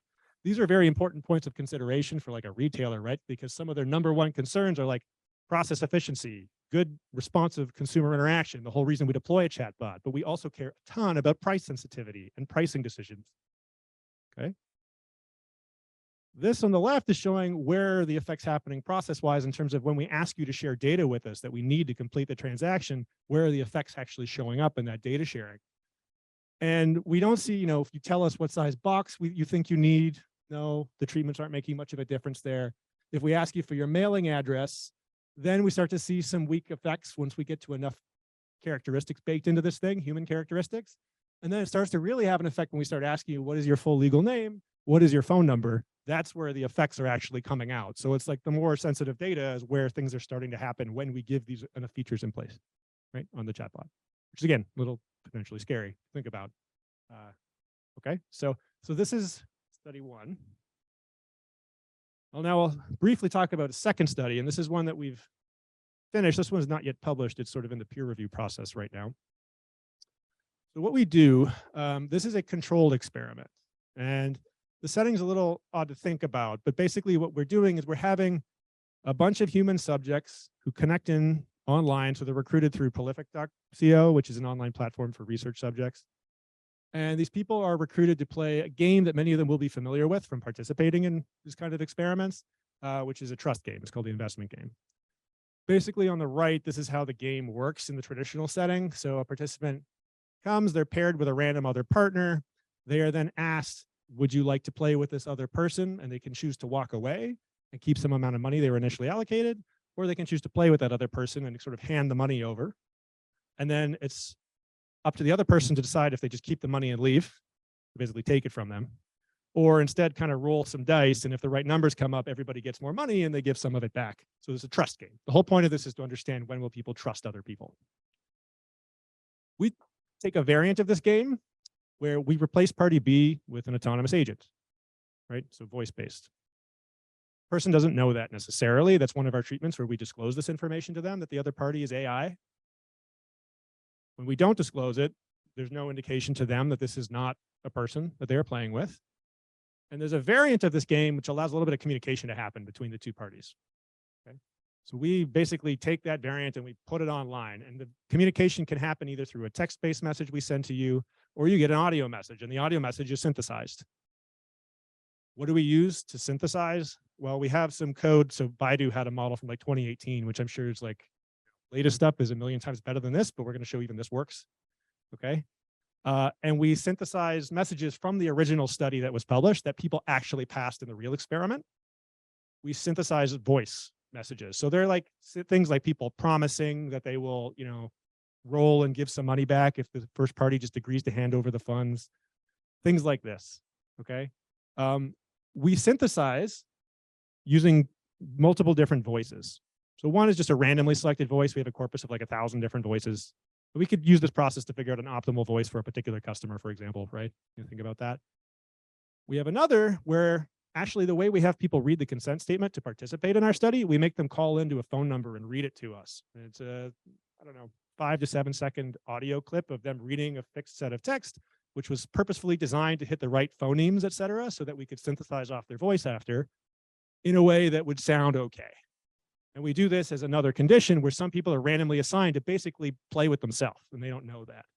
Now, the important thing to point out about voice, unlike a picture, like if you showed me a picture of me, I would recognize it immediately. You don't actually recognize your own voice immediately when you hear it if you're not primed to be looking for it.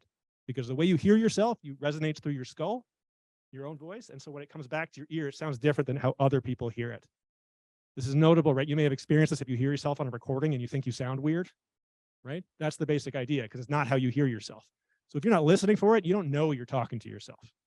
Now, the fidelity of this is probably not a perfect copy of your voice, but it's systematically closer than a random voice. And so we can kind of test this idea. If I personalize the voice, the aesthetics on this thing to be like you, a lot of literature in psychology that basically shows people like other people more when they look like them, or if they're from the same place, right? We want to see, like, to what extent is that going to influence trust in this setting and make people likely to like risk money with another party? Okay, so we go through this whole process. There's a bunch of infrastructure on the back end to set all of this up and do it on the fly. The voice cloning happens in real time. Okay. And what do we basically show? Well, the most interesting piece here that I'm focused on is if we give you a clone of your own voice versus a randomly selected voice, the conversational piece, that's where I'm going to focus here. It gives you so 70% of people basically agree to play with the other party in the condition where it's using a random voice. And that number bumps up by about 10% in relative terms, or 7 percentage points when we give them a clone of their own voice. So people are more likely to hand money over if the message they get sounds like them.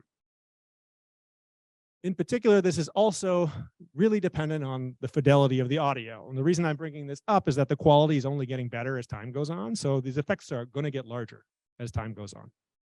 Okay. Why is this a point of concern? Well, you know, basically we frame this paper as a dark pattern type thing. Like, you may be worried about the fact that this is not that hard to do, and it can shift people's willingness to participate, share data, give money, etc. And so the question is, how should we be thinking about regulating this? What's okay? These people never technically gave permission for us to clone their voice, right? Actually, we deleted the data afterwards because IRB wouldn't let us keep it. But right? So like question is like, how do we maintain responsibility in deploying these things? What should the regulations look like? There's nothing really there yet. Like the FTC only convened panels on these things within the last year or two, and they didn't really figure out what they want to do. It's not clear how to manage it. Like, is your voice your data? Kind of goes to this idea of IP and other things that DK mentioned with the generative models that are all trained on everybody else's text and code, et cetera, without necessarily getting permission to do those things. Okay. So as I mentioned, there is legislation that's been coming out around these things. It's not clear whether that legislation will totally address the problems well. Kind of need more work on that to understand whether just simply disclosing is enough. In our setting, we actually show that even if disclosure is present, the effects still kind of happen. So it's not purely about people not knowing it's an AI. It's sort of like subliminal things kick in, I guess, where it's sort of like, I'm just more trusting of something that sounds like me, like that does something psychologically.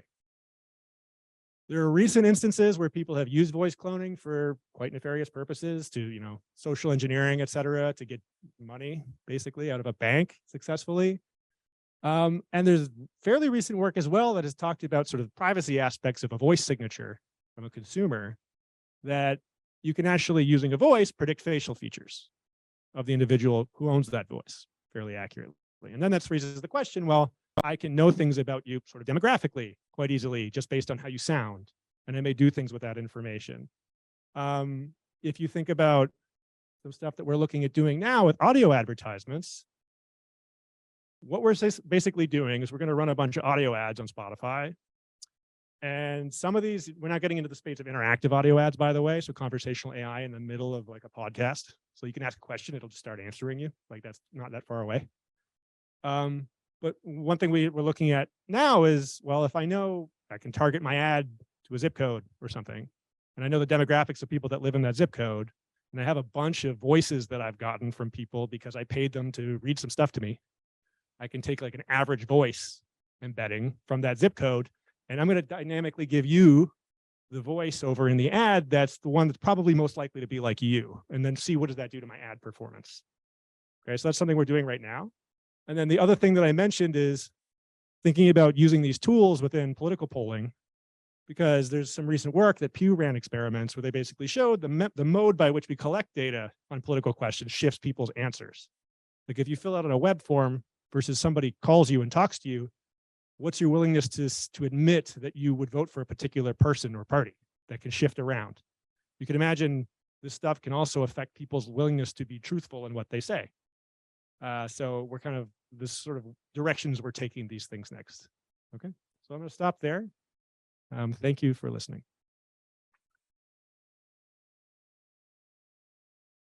Fantastic. Okay, we're almost there. One more with Avi.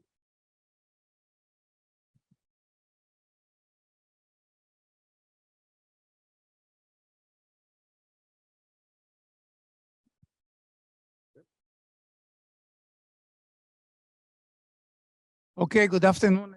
Microphone on? Can you hear me? Okay. Well, thank you for staying. I'm the last thing between you and the coffee break, okay? So I try not to overdo it. I'm humbled by all the previous presentation. There's a lot going on. And you haven't seen even the beginning of the play. I'll give you my own experience. When I was doing my PhD in Texas in the late 70s, Fred Busey was the legendary president of Texas Instruments, called us, the high-end engineering students. Each one of us got a PC. It was a 990 PC with graphics and mouse and everything, or something like a mouse. And he says, find me an application. I have a technology. I don't know what to do with it. I don't know how to sell it. So I had this game, I forgot its name, with the two plates running around and the ball kicking around. And I'd run in my basement. I called all my colleagues. We spent the whole evening. And we had an idea. Women should put cooking recipes on it, okay? Which still today nobody does, okay? But we could never figure out spell check, grammar check, Excel, email, and all what you saw today.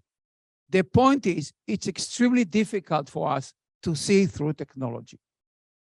On Friday, we had the faculty meeting with about over 100 faculty, and we spent more than an hour discussing how is ChatGPT going to change the way we teach our MBA, PhD, and undergraduate students. Frankly, no one knows. People threw some ideas, but what frightens everybody, the ChatGPT, which is still basic, passed the USMLE, which is the medical licensing exam, with an okay grade. He did the final exam in operations management at Wharton School. It passed it with the BOB+. So everybody's scared now. How should they teach? All these homework assignments, write a reflection on, gone down the drain. Do something else. And how do you design questions? And more importantly for me, is not the cheating. Is how do I use it to personalize teaching? How do I help students with difficulty studying and I get them up to speed? Because these are crutches. When I started learning mathematics, we did long division. We multiplied with the logarithmic table and slide rule. So we can do a lot more with the technology, but we don't really know how to do it, which is very important. And the other thing, remember, there's a big philosophical discussion. Is mathematics an innovation or is it a discovery? And a lot of smart people still discuss it. Same thing about AI. Is it an innovation? Is it a discovery? And if so, what else are we going to discover there? I'm going to talk primarily about healthcare. Healthcare is very interesting because without healthcare, we are nothing. We're dead. So we need to stay healthy to produce. Economically, it's the most inelastic field of our expenditure. You spend all the money in the world you have to stay alive of your loved ones. And I just got a report a few days ago from Anderson Horowitz, and they predict that the largest company in terms of valuation next few years is going to be a healthcare company. Maybe United teams up with Visa, who knows what, there's some speculation there, but clearly a lot of money is going to healthcare. We're now already 20% of GDP. It's a lot more than all the advertising budget of the whole world. So Google, Amazon, Apple, they're all looking, how do I get in there and how do I bring in technology? So I want to talk about some of the interesting issues that are affecting the roadblocks. Because we can talk about technology in isolation, but really how do we bring it into practice? So some observation of medicine, okay? Ask ourselves, what is a physician doing? Because physicians are still the core of medical care. So they look at interpersonal assessment. They look how you walk into the office. It's called the gait, your skin color, your mental state. Are you washed? Are you clean cut? You look like somebody who lives on the street or somebody who lives in Brighton, Massachusetts, okay?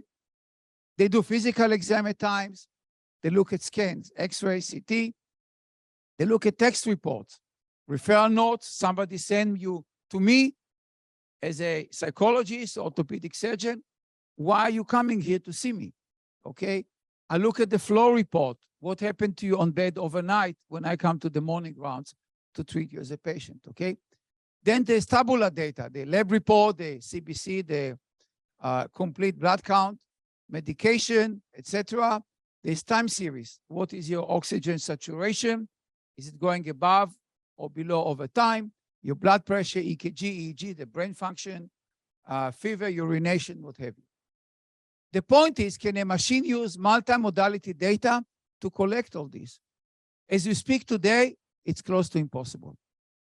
So we take one channel, we just look at EKG, we apply AI to it.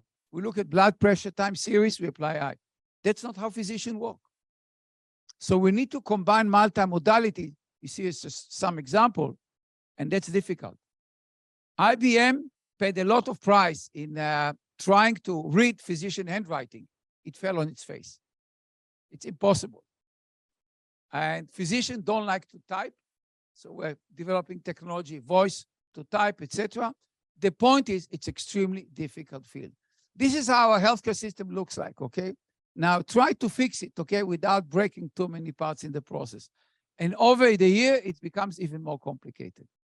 Now, if you look at the CMS, which kind of funds a lot of our care, they fight between progress, challenges, and opportunities, and there are different areas there. But I would like to look at the general elements on there. There's a big research effort. We are working with people at MIT looking at how to combine all these data modalities together. It's a very long-run process, okay? And some of you may not be alive by the time we crack this nut. It's extremely difficult. So we try different shortcuts to try and understand the data, digitize it, normalize it, and use it for machine learning. So I'll focus primarily on some results we have in an ongoing research with two of my colleagues here in campus, Mohammed and Vijay, and trying to understand basically why things are not moving as fast as we want. Part of the issue is lack of human touch. When you go and talk with physicians, they assess how smart you are, how sensitive you are, how desperate you are. And they tailor the message accordingly, the positioning. The pathology looks bad, but you have a choice. Or you know what, there's nothing we can do.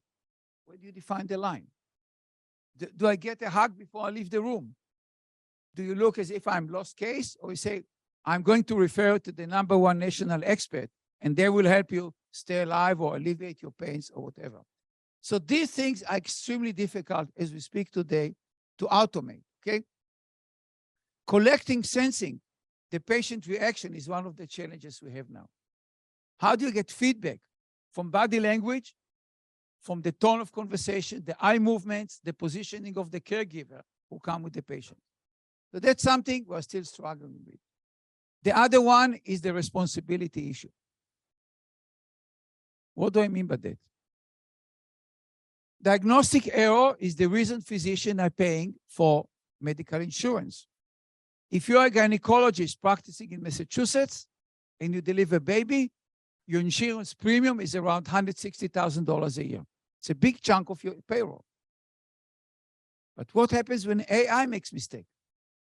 Who is going to insure an eye? How much premium are we going to pay? So there are questions there if there are any mistakes being made, and algorithms do make mistakes, okay? The vendor is responsible, the physician is responsible, who takes responsibility, and who's going to pay for the errors? The insurance company may say, we're not covering AI mistakes. We don't know how to price it. We don't know how to put it in order, okay? So there are different frameworks that the FDA and the SAMD trying to do, but it's still a challenge that we're struggling with.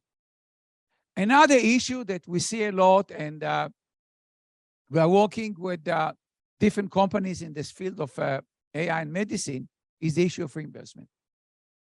It is one thing to come with an invention.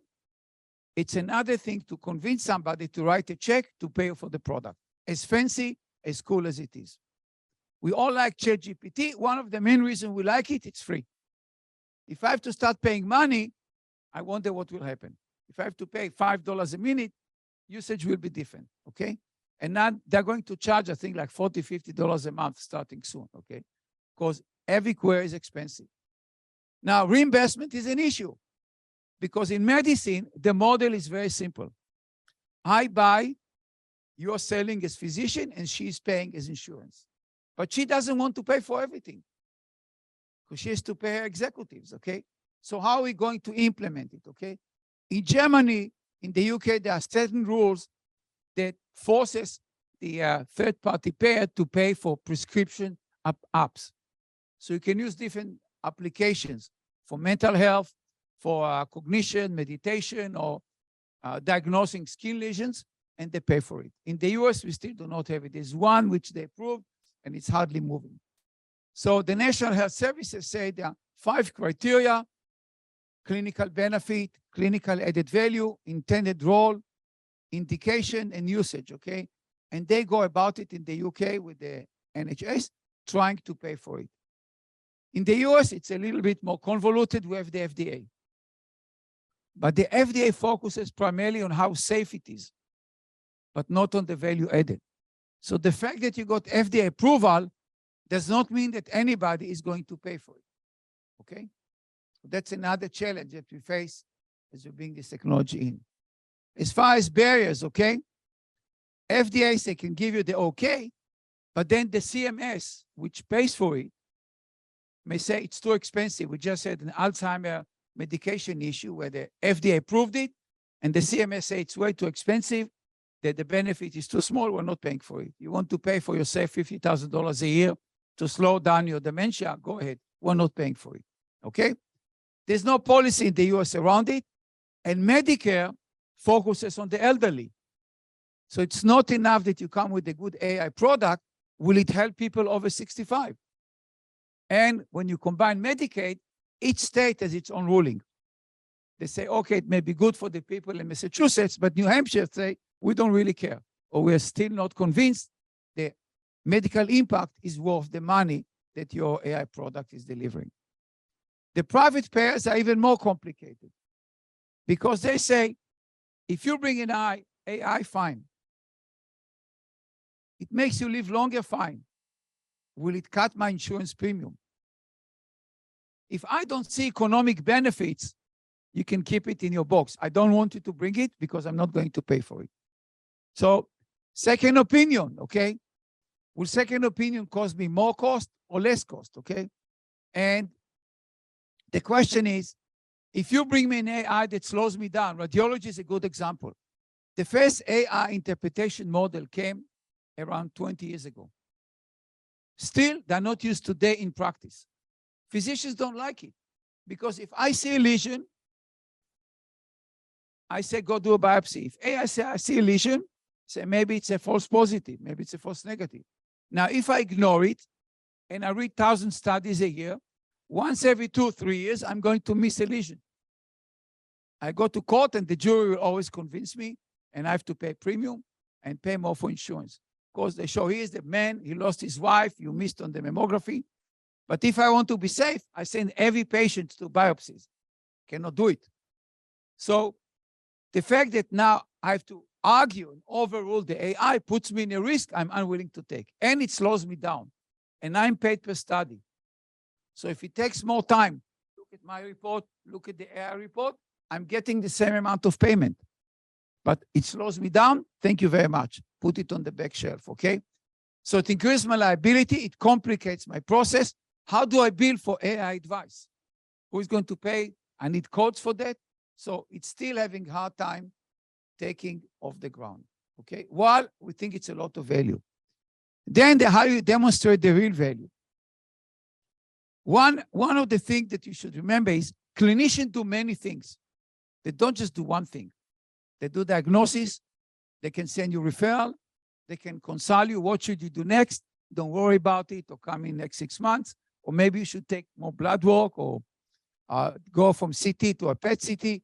So they have to optimize on many parameters, okay? But most of what AI does today is fairly narrow. They can read the blood work, they can read the EKG, and so on. They give you a point solution. It's not what physicians do, and it slows me down. I have to look at this machinery, turn it on, and I'm not sure how good it is. So the other problem that we deal with is improved accuracy. Look at pathology, digital pathology.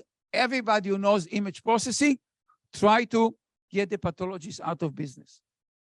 So you bring it to the hospital, and you say, this will give you better accuracy. Hospital says, I'm not getting more money for it. Keep it for yourself. Because the third-party insurance company is not incentivized to pay for better accuracy of image processing of digital images. So how we get out of it? It's a dilemma we all deal with now. Because, yeah, if it makes me more productive, maybe. But accuracy, still nobody pays for it. That's the way we are now. Is it humane or not? It's a different question, but that's the state of the art. There's undue societal pressure. Some of you talked about it earlier in the 2 presentations. I won't repeat everything, but just give you one example. Society has unrealistic expectations from technology. Remember, everybody was talking about the driverless car? We still don't see it. And I drive a high-end Audi. When it starts snowing or raining, all I hear is alarms, okay? The car goes crazy. And I have no technical way to go to the 15 sensors. I don't know where hidden in the car to clean them up from the ice. So if you try Palo Alto, which is flat, everybody moves slowly, with traffic jams, I'm sure it works okay. In the Northeast, where we live, it's going to be many years because the white lanes are covered by snow, okay? With a little snow, it doesn't know where the edge of the road is, etc., etc. Not to mention, when I go to Canada, the speed limit is not 55, it's 100, so the car goes crazy, okay? Because it reads kilometers instead of miles, okay? So there's a way to go. Now, the other problem is society, and God talked about it earlier. When AI makes mistake, we start a crusade against AI. Physicians do make mistakes all the time, but we accept it's human. When AI makes mistakes, say we should stop using AI, put a moratorium, take it all out, and rethink everything. So society has very little tolerance for AI mistakes, okay? And every single mistake, society will say, well, we're not going to use AI until we redo it, like put all the Boeing 737 MAX on the runway for 2 years. And that puts a huge risk on the developers. Because we put all the money now for 2 years, we don't get cash flow, we have to shut down our R&D activities. There are a lot of worries about bias and discrimination. Here I have to be very careful, but this is a very sensitive topic, but we need to address it face on. The talk is cheap, but AI knows only what you trained it on. So we say, oh, it's biased data. So let me be realistic. If you talk with the obstetrician, they have charts on baby growth in the womb before they get delivered. Those charts were based on white women in Ohio in the 50s. And everybody uses it. And nobody says gynecologists have bias, they discriminate. That's what they do. It's a quiet secret. Because I do research on the field, I was shocked myself. Our population now is far more diverse than white women in Ohio in the 50s. Our size is different. We're bigger, we're taller, but that's what they use. So there's some effort to change the scale. The point is, our expectations from AI are way higher and exaggerated as compared with what we expect from physicians. Most medications are being tested on men between 30s and 50. Now we bring some women. There's very little medication test on people over 70 years old, which is those who consume it most. There's hardly any study on drug interaction. If you go to pharmacy and say, what happens if I give a patient these 5 drugs? People get things for cholesterol, blood pressure, depression, I don't know, restless legs, or God knows what. Nobody knows. It's a lottery. It may kill you, it may cure. Nobody tested it. So again, we have expectations, what I call artificial barriers, or some idealized version of the world. Besides, if I'm treating people in another continent, in another race, even if I do a whole study in the US, it may not be relevant for them. The size is different, the different food, different allergy, who knows what, different gene composition. So we have a lot of unrealistic expectation with a high ethical bar, which slows down innovation. Another issue, and we do some research on it, is interpretability and trust. To adapt AI, you need to trust it. That's the mediators that everybody talks about. And the point is, interpretability is built as the mediator. But the black box are kind of accepted. So people like Rudin and others say we need to have something that is interpretable, like a decision tree. So I see where the results come from. Okay, you can see it. The problem is, if you read verdict by judges, they're highly uninterpretable. The same case go to different judges, you get different verdict, different jail time, etc. But again, we expect machine to be way more consistent than human being. Okay. Now, recent study done by a PhD student of ours and a colleague of mine, we look at decision making under uncertainty. So a decision that you make is ex ante the right one, but ex post turn out to be producing the wrong result. You give the right medication to patient, but they die.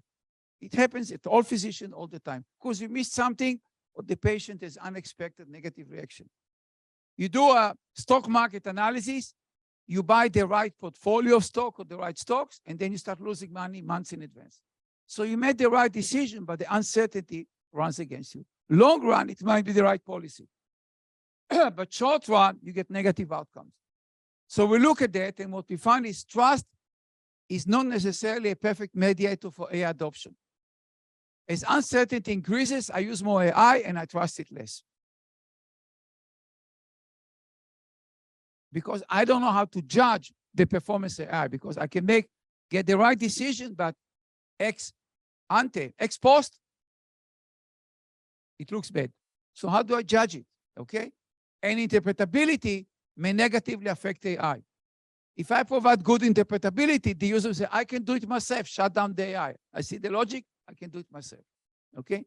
So things that seem intuitive, when you go to the world of the business context, you make investments, you treat patient, you guide the individual, which is frequently making decisions under uncertainty, the old rule don't seem to apply, and we need to rethink this context altogether. Beyond that, the management issue with AI are very complicated.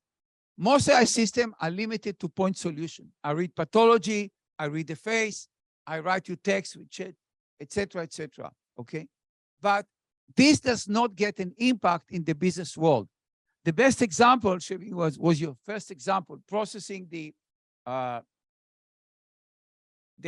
insurance claims, where the AI was a point solution, but basically had an impact because it was an end-to-end solution for the Veteran Administration, okay? It was not like we redocument and we understand.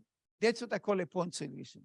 The impact, diagnostic radiology, digital pathology, protein folding, drug interaction, these are point solutions. And the business impact, while it's cool from AI perspective, the business impact is very limited. You can look at, and they're hard to sell, of course. If you look at radiologists, that's a good example. You can find it on the internet. This is what a radiologist has to do. These are 30 tasks. I can automate one of it, which is here, perform or interpret outcome of diagnostic imaging procedures. Hey, what about the rest? If I pay for doing the rest, why do you care about this automation? Maybe I can get like 10% more productivity, but I need them for everything, so I keep them. So it does not really move the dial in any significant way, okay? So application solution, still the workflow change a little bit, like I do triage in ER. The software, okay, can show me how to do a triage fairly quickly, okay? That may help. Determining task priorities, what should we do first? Detecting which clinical task, should I send the patient to an imaging study, to a physical exam, etc., okay? So this can help. But really the impact comes with what we call system solution. When AI can change the whole workflow and produce a systematic change in the business process. I change a hospital and so on. To me, it's answering this question. How would the hospital look like if we were to design it from scratch, given what we know now about medical AI?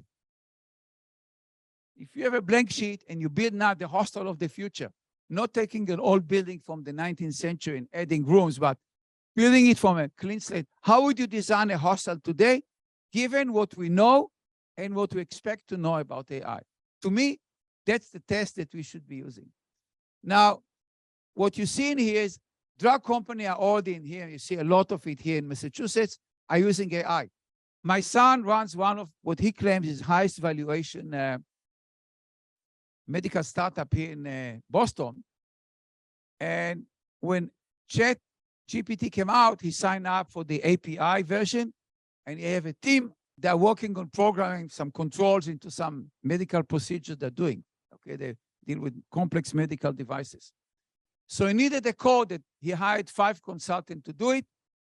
Say, let's try it. He put the code into ChatGPT. In a minute, it spits out a phenomenal C++ code, self-documented. He says, I'm going to show it to the team and send them home a day later. It's all done. It's unbelievable. You want a Python code that is there, ChatGPT will do it for you. So how we teach now analytics and programming when the machine can do it for me? It's a very interesting question. Amazon, digital pharmacy, supply chain, personalization, AI is everywhere there, okay? Mayo Clinic is huge effort. They have partnership with Cofactor, K-Health, Vuno Diagnostic, many others. They have a center for individualized medicine. They focus how we use AI to get better outcome. Not physician by physician, but from the CEO down to the corporation. They compete, and they want to compete well. Cleveland Clinic, just in January 23rd, okay, they say, we're going to improve hospital operation through AI command center. They're making a huge effort, trying to kind of change the way they manage all the patient flow. Which beds are empty, who is going to be discharged, who is going to get an expensive exam, etc., okay? Another example is Cedars-Sinai in Los Angeles. The future of medicine lies in decoding enormous amount of phenotype and genotype patient data. So people who get now degrees in AI will be hired by all these companies who develop an AI R&D center inside, where they combine and assemble or orchestra of tools to get what we call the process impact, the end-to-end, the system-level outcome of AI.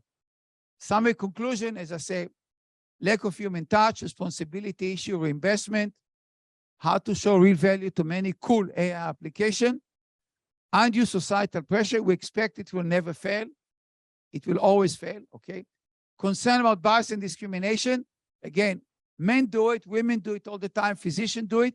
We expect message to be neutral, but nobody knows what's the right benchmark. North America, South America population, Asian population, the whole globe, because the more diverse you train the system, the less accurate it becomes. You have to remember that. We have to move from point solution to system solution. And bear in mind, the race is on. The question is, what do we do here at BU to capture the wave and to lead the thought process? Thank you very much.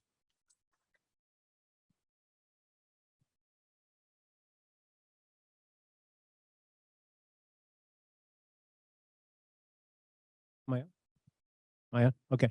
So thank you very much. We'll take a quick break, maybe 10, actually about 10 or 15 minutes, get some coffee, do bio breaks, do what you need to do. And then we'll come back and we'll have our roundtable panel discussion with our speakers, 2 guests, and my co-host, David Epstein. And I'll try to moderate. Please, in the audience, scan the QR code. The audience online here we can have live questions, but anyone online, please submit your questions to this polling system, and we'll try to direct the conversation accordingly.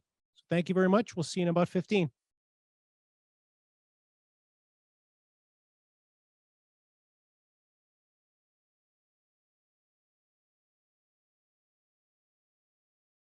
Okay. We missed, oh, Ivy will be right back. So we can start without him. So to start, you haven't formally met Maze and Michelle. So I will let you can take this mic and introduce yourself, a little bit about what your research is, and then we'll get started. Yeah, thanks, Pete, for the introduction. Hi, everyone. I'm Mei Zhou. I'm assistant professor from the Information System Department.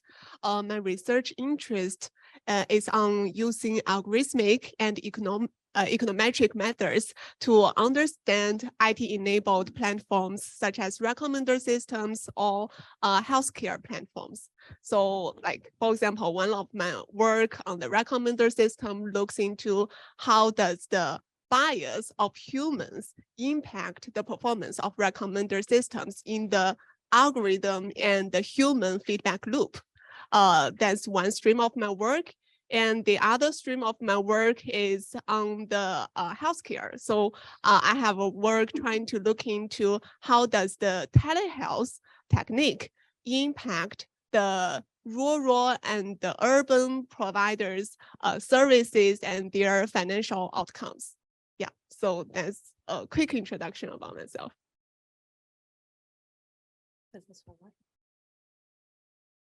Hi, I'm Michelle Schell. I am a visiting assistant professor in the Operations and Technology Management Department here at BU Questrom.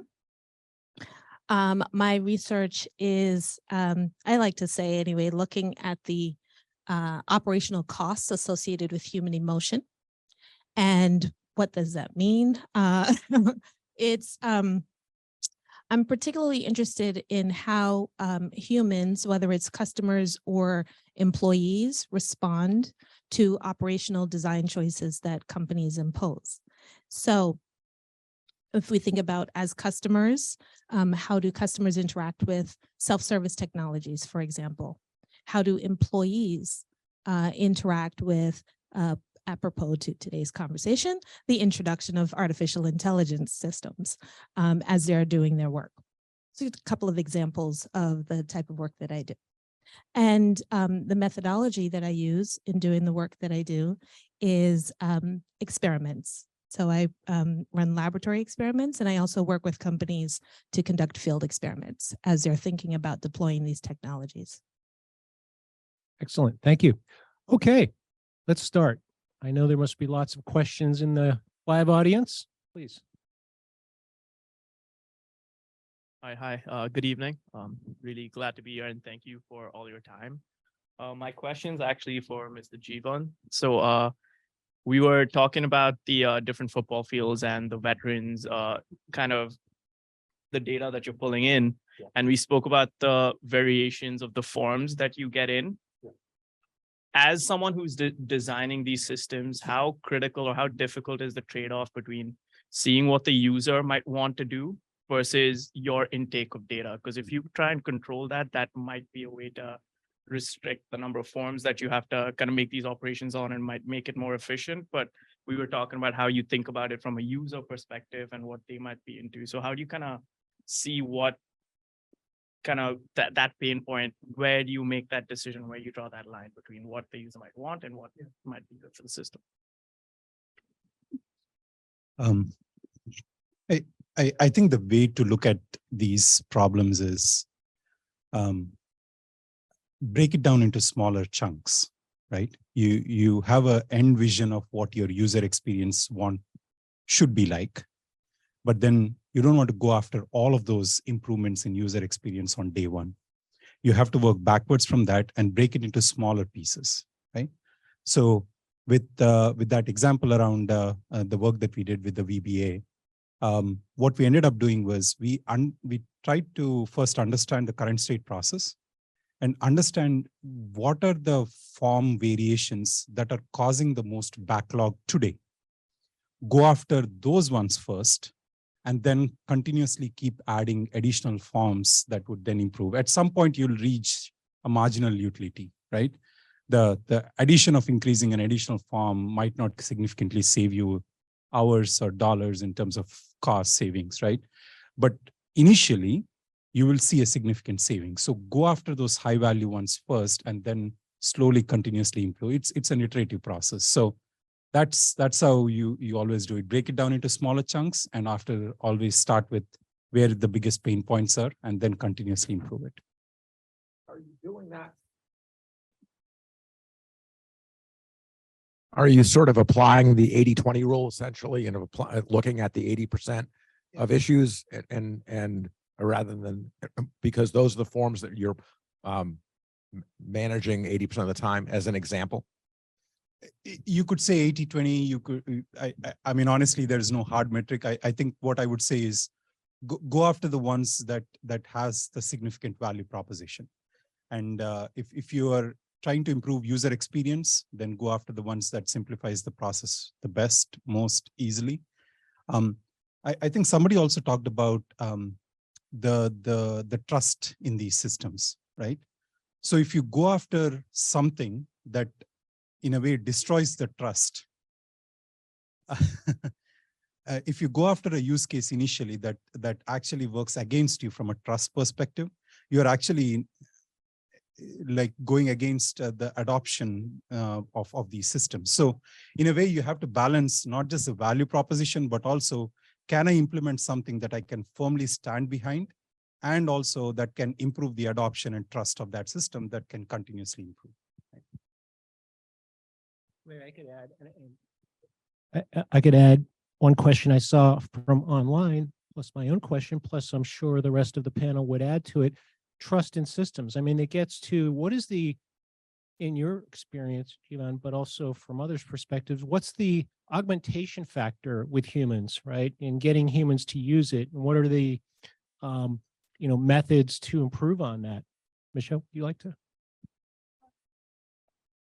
So one of the projects that I've worked on is with a call center, where the company was using artificial intelligence to effectively coach the agents on the phone as they were interacting with customers.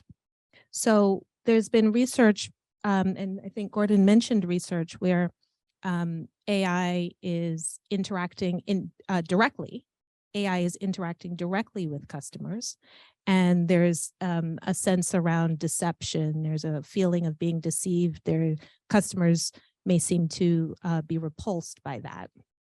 In this research, we augmented. We had the AI actually working with the human agent to deliver satisfactory service to a customer.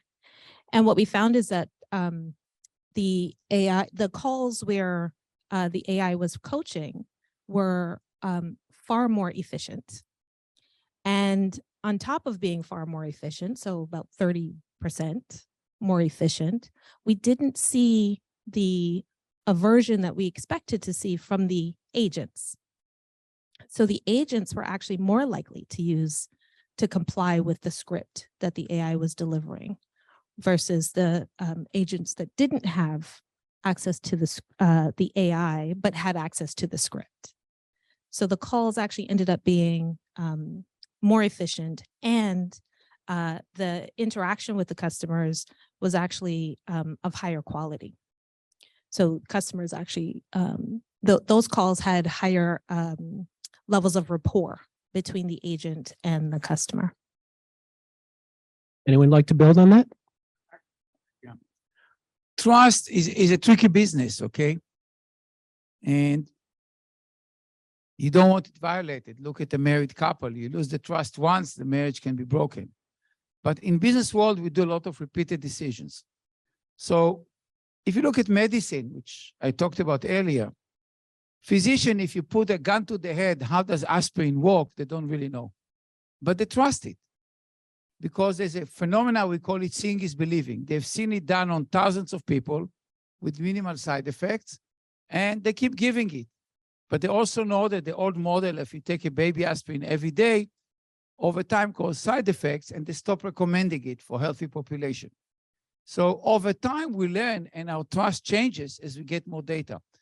But in many, what we call business-like or medical, repeated decision-making, a lot of it is seeing is believing. If it works, I'm going to use it. And I'm not always sure why it works, but so long as I don't see harm and it produces superior results, I'm going to take it.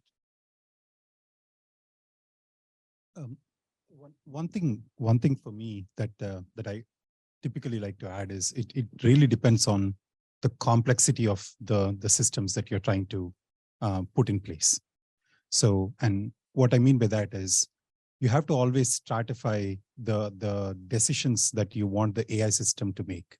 Are they really making a medical diagnosis? Like, are you saying that's a very risky business in terms of like making somebody's health decision, versus are you making a decision on, I don't know, extracting some information out of an invoice for back-end processing, right? So as you look at these trust and responsible AI practices, the first step is stratify in terms of the risk that the outcome from the AI system is going to give to you or to customer or to your business. And then depending on that, the bar needs to be set accordingly on what kind of guardrails will be placed to whether it is the model training, whether it is model implementation, whether it is model monitoring, all of those processes accordingly. So we do see that when I mentioned early on, the first step is like vision. Really, that is where all of these needs to be discussed and decided. And that is where you need to have probably a combination of not just technologists, but also like legal ethics people in the room with you when you're making those decisions.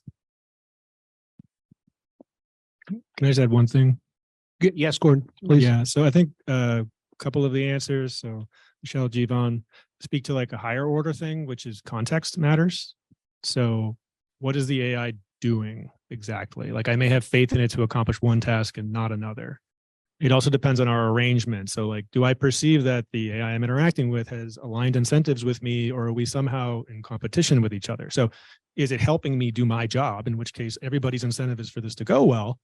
Or is it a customer service rep where like, I don't know what objectives it's programmed to accomplish necessarily because I don't work for that organization. I don't know how it was set up. I don't know who developed that thing. I don't know what guardrails it has. So like a lot of it is context dependent, I think. And that's an important thing to keep in mind with any of these systems. How a consumer is going to react or how a user, like an employee user is going to react could be quite different.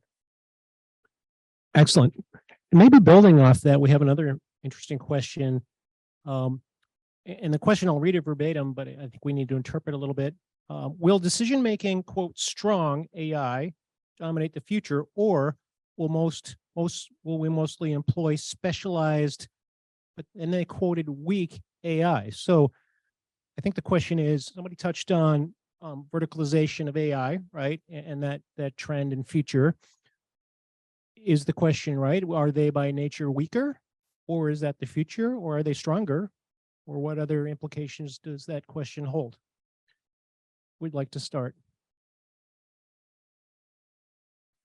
Meze, any comments, or DK? So just to clarify, strong AI is a term described to mean artificial general intelligence.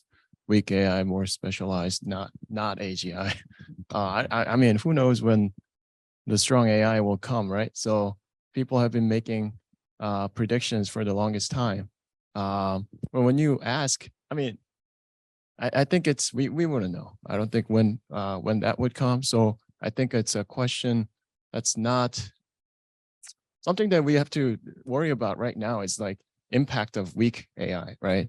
And I think at the for the next few years at least, these weak AI or specialized AI would dominate, and we would have to figure out how human how humans would collaborate and with it, use these as a tool, as an augmenting different task, and things like ChatGPT or other these very capable AI machines, how they fit into our roles in this, companies' everyday process. So yeah.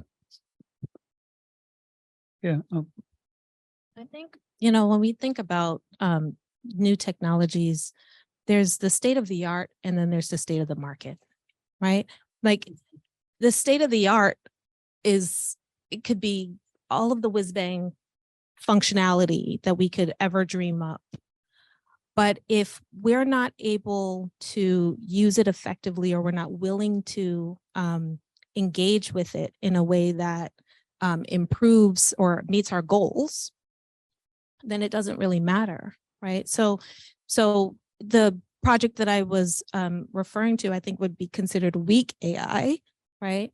And so if it were strong AI, like the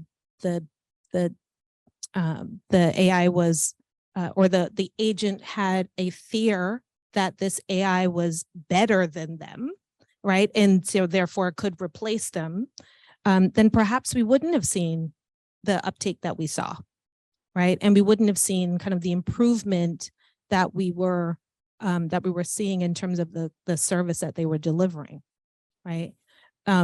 So I think there's balance that has to be struck as we're deploying these technologies. We don't want to induce fear, and therefore, or induce kind of deception, the feeling of being deceived or the feeling of being manipulated. We want to make sure that as we're deploying the technologies, we're meeting ultimately the goals and that it's palatable. Yeah. I think what you mentioned is the call center. It's more what I would call a point solution. It's an important point solution. And some of the people in the call center may say, okay, God's technology, people come with chat and knock us off. But there's just as a caveat to the question you asked, Pete, as time goes by, we delegate more tasks into AI. That's all across the board. But look at flying jet planes, okay?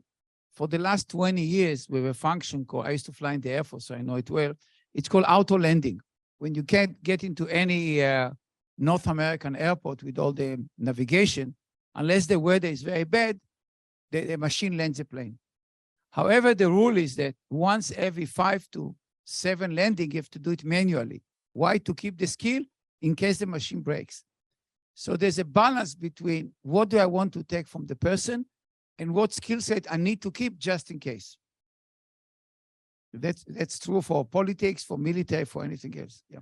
Yeah, I'd like to go back to Michelle's example and look at it from the customer standpoint a little bit. And that is, so with the weak AI, then from the customer standpoint, they're also speaking to an agent or speaking to a human, and that builds trust on that side. Once we get to a strong AI, where it's able to, be responsible to be able to be actually answer the questions and deal with the individual, then maybe we get to a point where you trust that AI because it actually does handle it the way that you want to. But that's the big leap. And then your agents aren't going to be very happy, of course, because they're going to be, reduced out of a job, if not out of a job. I don't know how many of people get on an automated voicemail system, and the first thing you say is agent, agent, agent, right? Because but most of them are poorly designed. But And when it comes to my accent, they can't help me. but it's it's interesting though that the Michelle's example of that, even when you're talking to an agent, you're actually talking to the AI. Yeah. Through an agent. So. Following up on that example that you just gave, actually, so doing conversational AI is an interesting challenge, and the question becomes sort of how much does the AI take over versus, as a handoff to the human.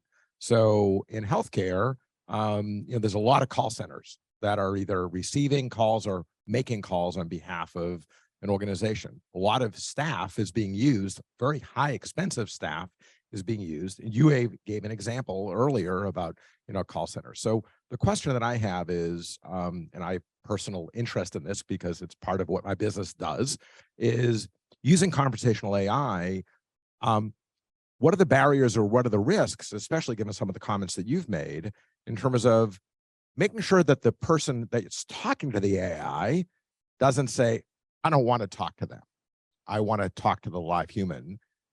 Questions like, directions and location and hours and basic information that is easily accessible that they feel comfortable with, or the outbound call that's that asking them questions about their recent procedure. And if they say, I want to talk to the nurse, no problem. We'll transfer you to the nurse. But gathering the data to enable the provider to do their job more effectively at a lesser expensive cost and leverage that nurse for tasks that they add value to, and they don't adding value by making a phone call in most cases for normal conditions.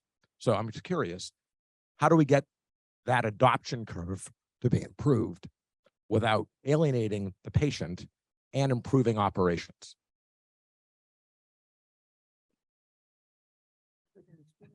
Okay.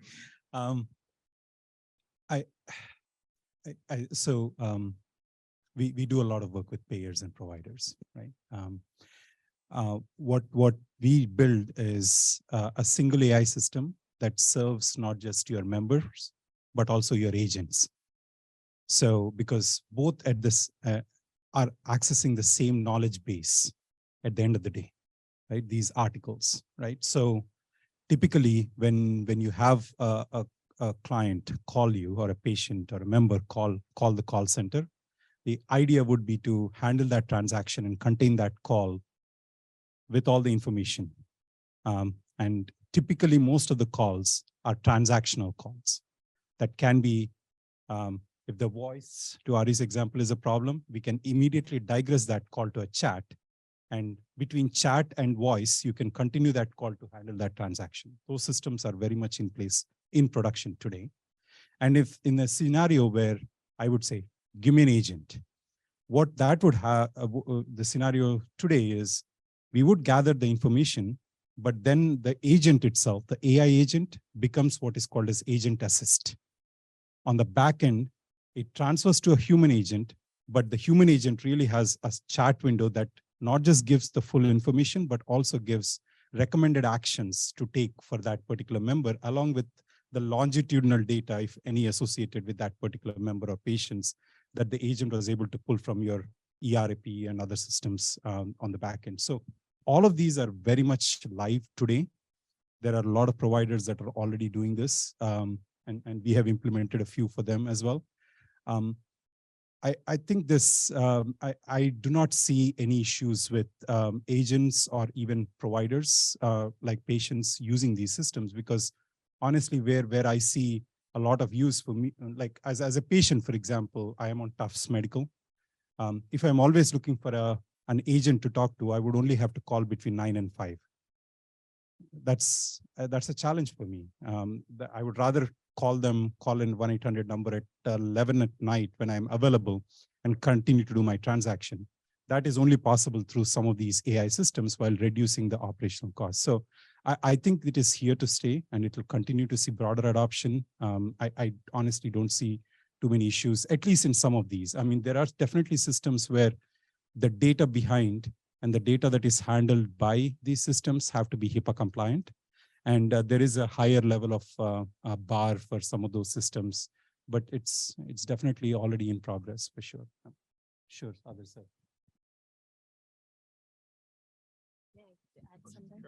So on another project that I've worked on, we were looking at the value of human contact, in particular when people are feeling anxious, when customers are feeling anxious in particular.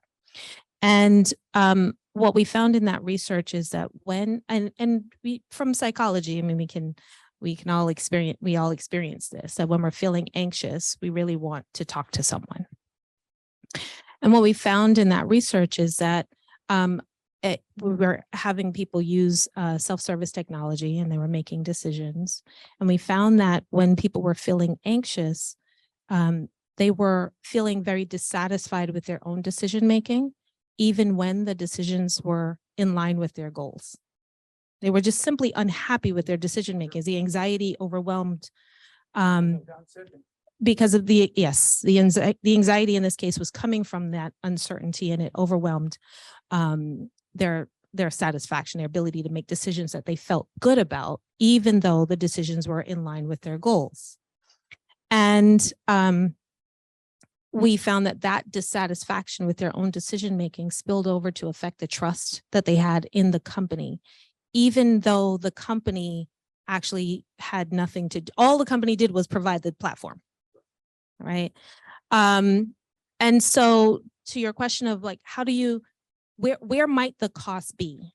The cost might be in that loss of trust, particularly when if customers are feeling anxious, if it's a high stakes decision, if there's information asymmetry, if the stakes are high and there's uncertainty in the outcomes, that may be a place where the technology isn't as helpful, where the human contact is necessary, or at least the idea of human contact. So one of the things that we found in the research was that they didn't actually need to interact with a person to overcome the effects of the anxiety.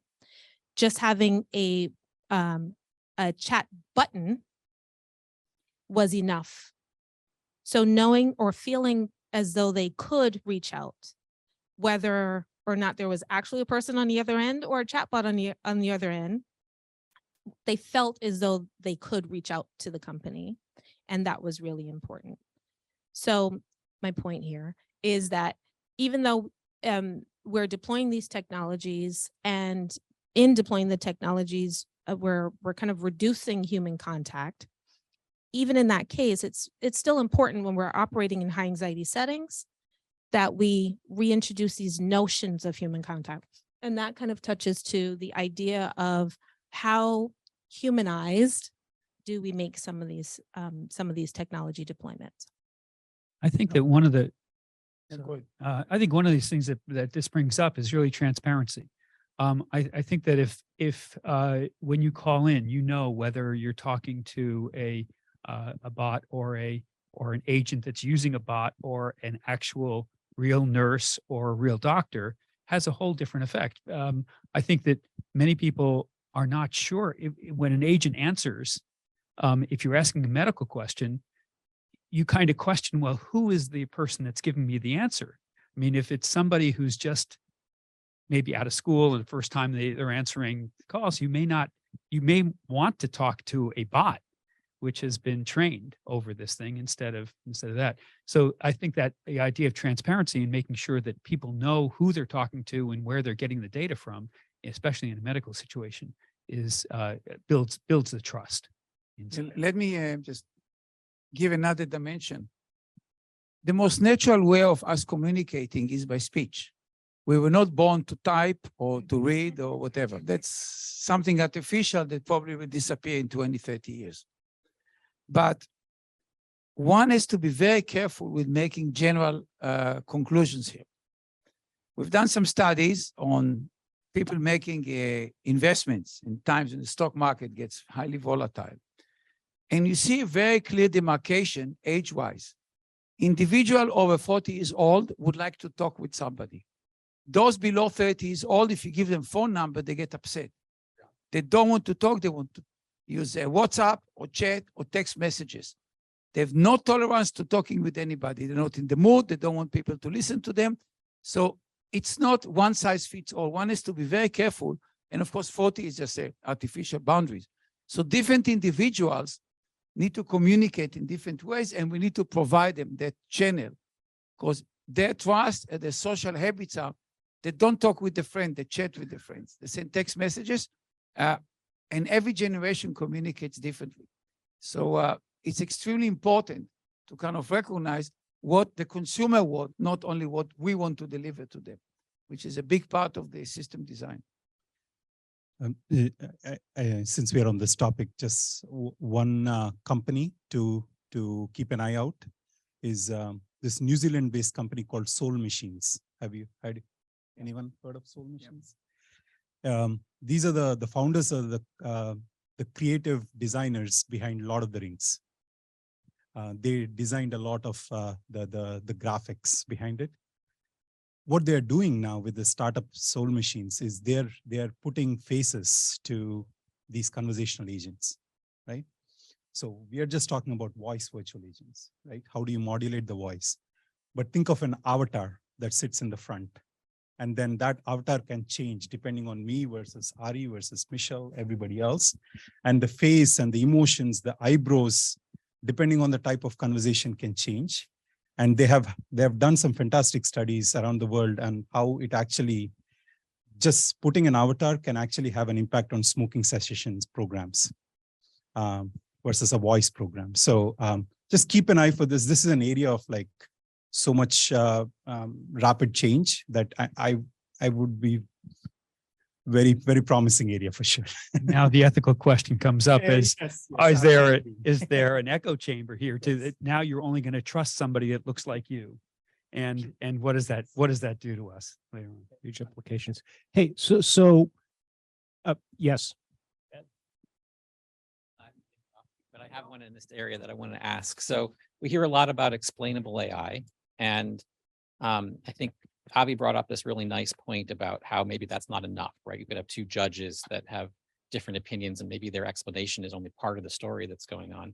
Another way of saying that is, as humans, we trust, and I'll use that word, experts in certain circumstances, and don't necessarily evaluate their expertise solely on their explanation, right? There's a trust that's implicit there. And a lot of that comes from, if you kind of step back and give it an ML lens, interpolation versus extrapolation, right? We trust that this person is an expert because most of their opinions are coming from an interpolation. The support of the data that they're using to draw that conclusion is close to the question at hand. And we don't have a lot of explicit explication by ML agents about where their support actually is, and therefore where their level of expertise is, and therefore whether we should trust them or not. Is a sort of general critique and statement about the current state of ML. And it's not really therefore about, or this I'm postulating here, maybe it's not therefore about explainability per se, but about a certain amount of transparency about and communication about and dialogue about where the ML's expertise actually lies. Where is the support of its training? And you can think about this in these kind of call center cases, right? I'll call a company, Comcast, and tell them that I would like to have a dialogue about my modem.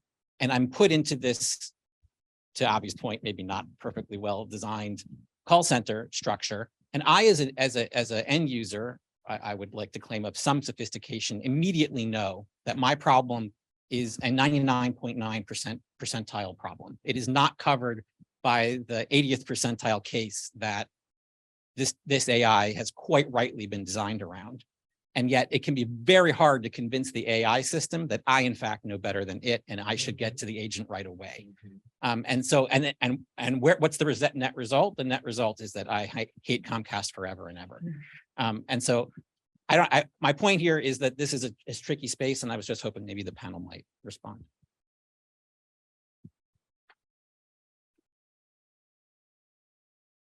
So I have an initial thought here, which is that I would push back a bit on how different this context maybe is between faith in what an ML is telling you and needing explanation and transparency versus an expert. Because do you really know that the expert is an expert most of the time? Like, it usually just comes from other cues, like other people trust this person, so I will too. And maybe it comes from, I don't know, you have a degree, which means somebody else verified you. I didn't verify you, but I trust somebody else did. So I think a lot of this may actually be normative. And over time, as we gain more faith in the abilities of the technology, as the technology itself improves, eventually you will see a shift towards a default of trust. Actually, it's just that we're not there yet. And even your Comcast example, like if I get the wrong human agent on the phone, I think I know better than them and I can't convince them. This is called Dunning-Kruger. Right? Who's right? I don't know. Right? But the point is that I think trust, whether it's in technology or another human, regardless, like most of the time we don't have the resources or time or bandwidth to verify everything. And so it gets black boxed and we figure out some heuristic. I think when you look at it that way, actually the processes are not that different from each other. That's my perspective. 2 cents. I think I can add a little bit to that question.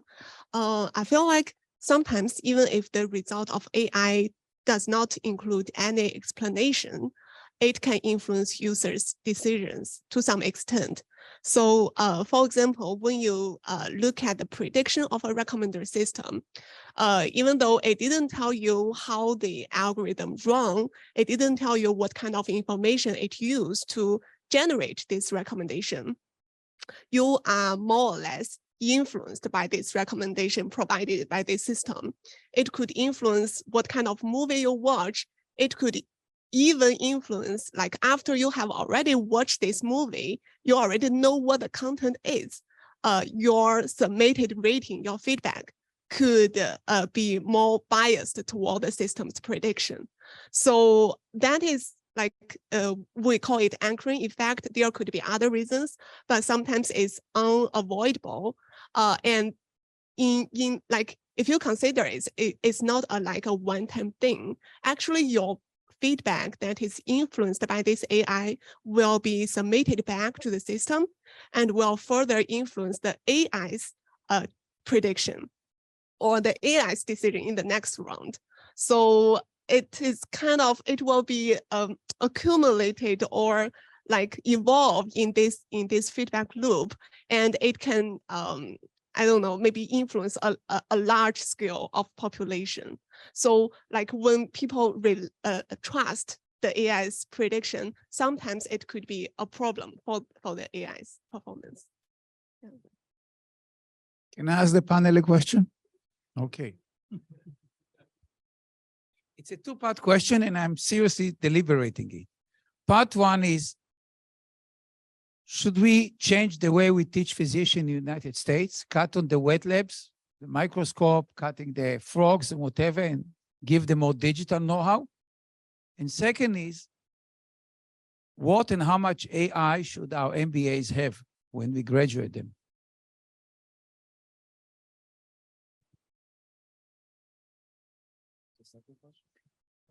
How much AI we should teach or impart on our MBA students? What's the minimum they should know as they go to the market next year and the year after?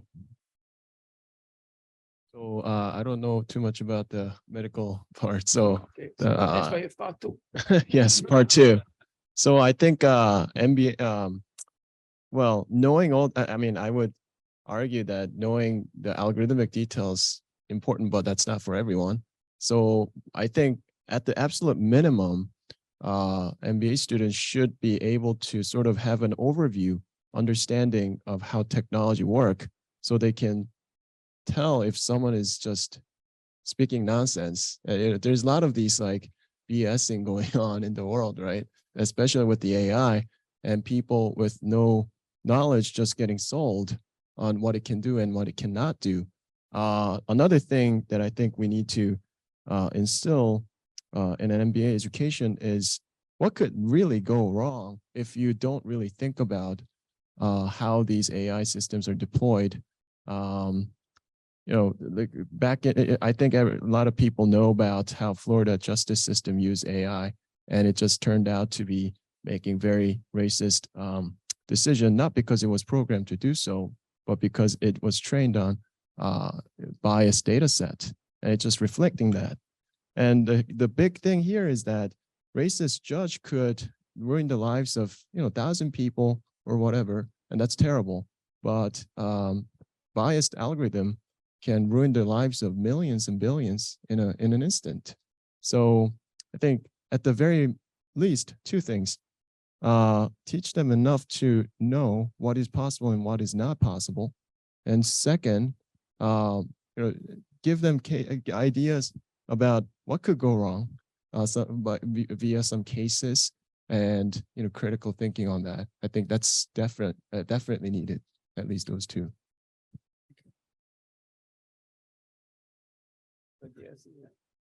What's the venture? I think I wouldn't say that we need to completely revamp what doctors. I say this with no knowledge of the U.S. healthcare system, but I'm just going to say it because why not? It's a future patient. That's might even not be true. I might just move away. So anyway, I think to the extent that the technology is being integrated into healthcare practices, they should know how to use the tools of the trade. So this is going to be happening in the next few years, to the extent it can augment their abilities in certain roles and tasks, it makes sense to incorporate that into education.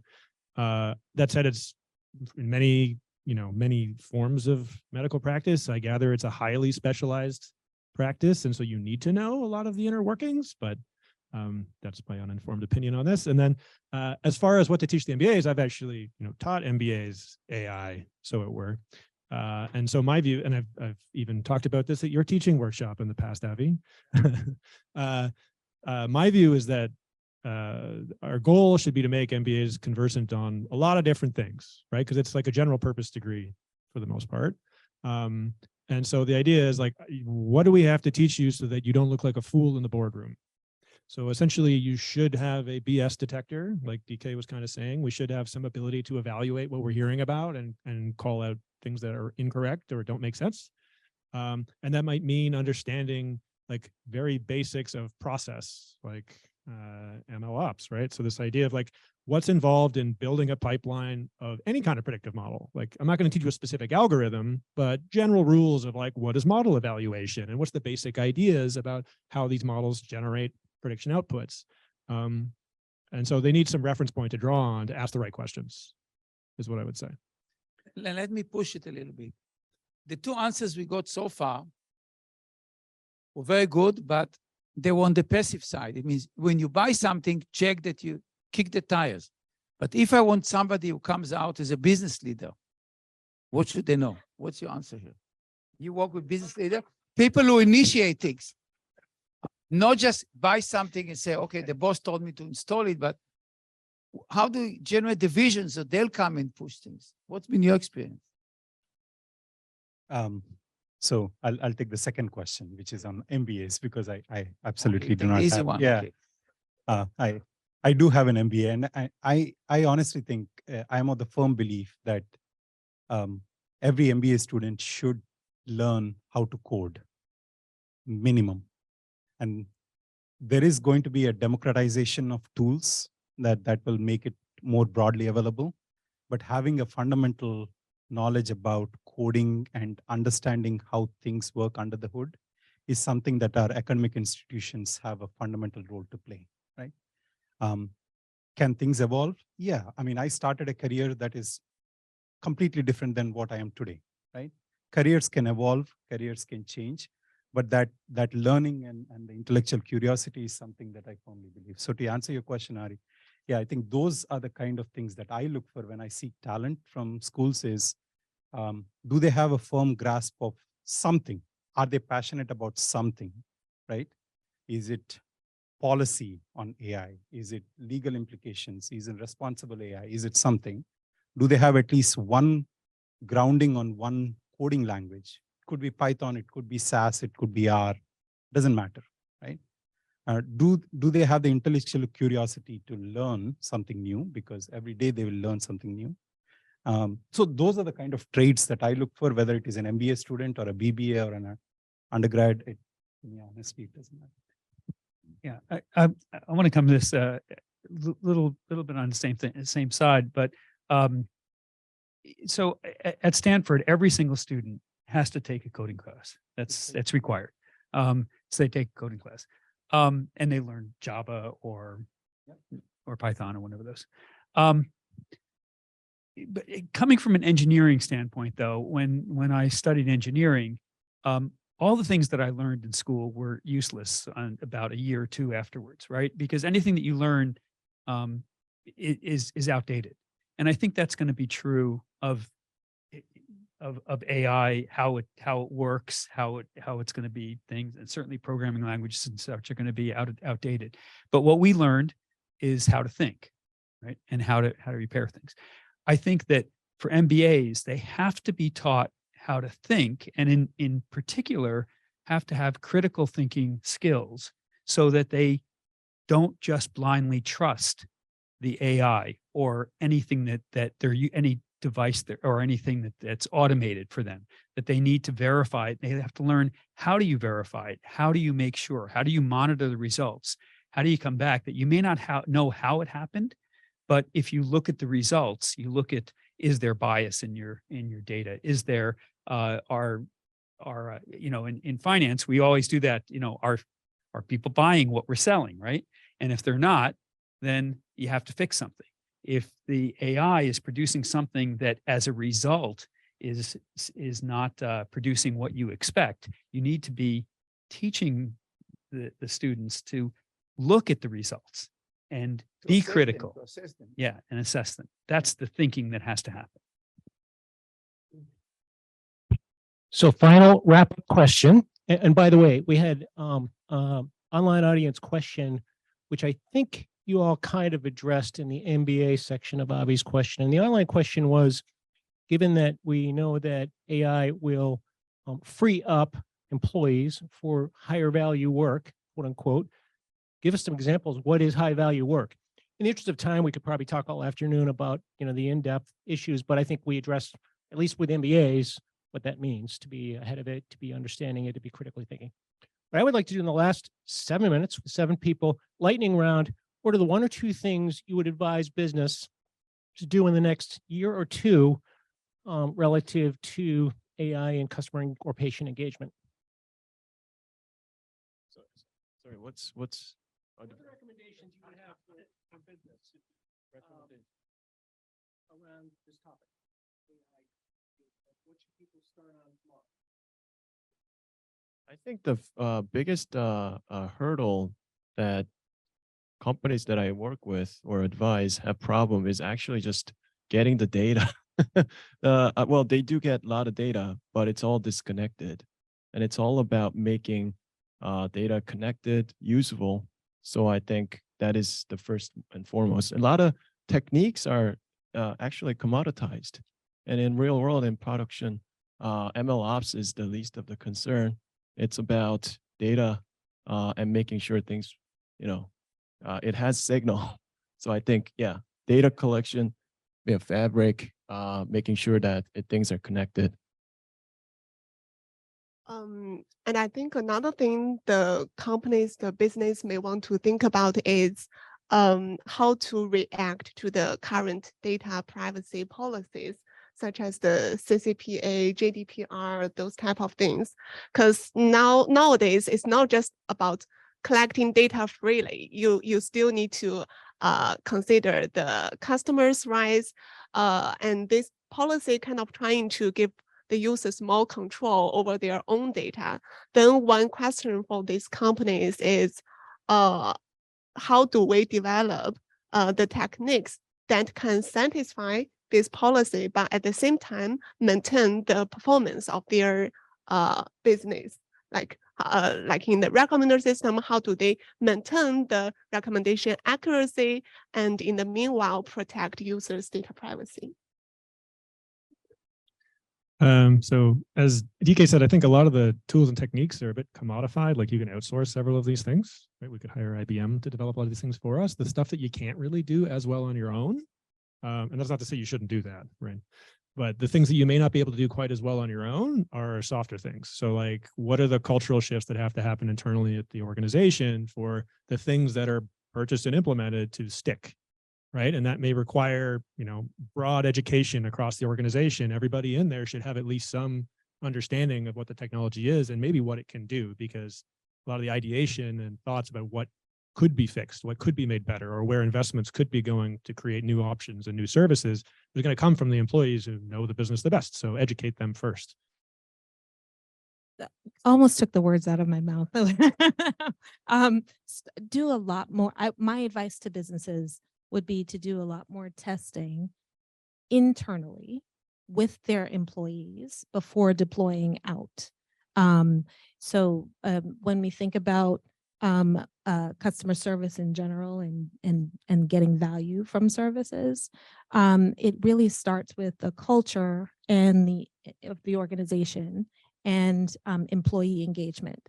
And so I would say that as they're thinking about deploying AI or testing AI or understanding AI, that they spend a lot more time internally understanding what it is, how it's being used, how it's going to impact the culture of the organization, and therefore how it's going to impact their customer engagement. I would recommend, thank you. When I talk with leadership of businesses, it's 4 things. And I will start with the rule I learned at the Air Force. It says, look around, the one you don't see is the one who's going to shoot you down. So first, educate yourself about AI. Second, develop a team, give them budget and give them the mission to rethink how the business would look like if we started today with AI. And don't go for point solution, by ask yourself, if somebody will start a business school today or a hospital today or an airline today, how will they do it if they have all the AI we have today and tomorrow? So rethink the business from scratch. And the 4th thing is always be on alert, because competitors will have ideas you never thought about. And you have to look around all the time, because there are a lot of innovations that if you miss, it's too late and your business can be over before you think about it. Honestly, I think they all covered most of the points. So I'll take a little bit of a different spin around trustworthy AI, right? I would like to see more and more businesses going towards adopting AI labels. So think of our food labels. Everything that we purchase has a food label that tells sodium, fat, everything. There is an effort in some parts of this AI community around creating AI labels to improve transparency, to improve trustworthiness, explainability. I would like to see businesses creating AI labels for every system that they deploy that can be very, very transparent. It will happen soon, but I would like to see that happen faster. Finally, I guess. I think that from my point of view, from an ethical standpoint, I think it's necessary to convene committees or executive working groups to make sure that what you're deploying has the consequences that you want, and watch out for the unintended consequences. So actually have people who think about that, not just go blindly into we're going to fix something without thinking about the unintended consequences, because those bite society every day. Well, fantastic. Thank you all very much. Thank you, audience here and online. I think with that, we'll wrap it up. So thanks for your attention. Thanks for your participation. This will be on video. We'll be publishing it on LinkedIn and Instagram and through Equestrium Insights Equestrium. So thanks again.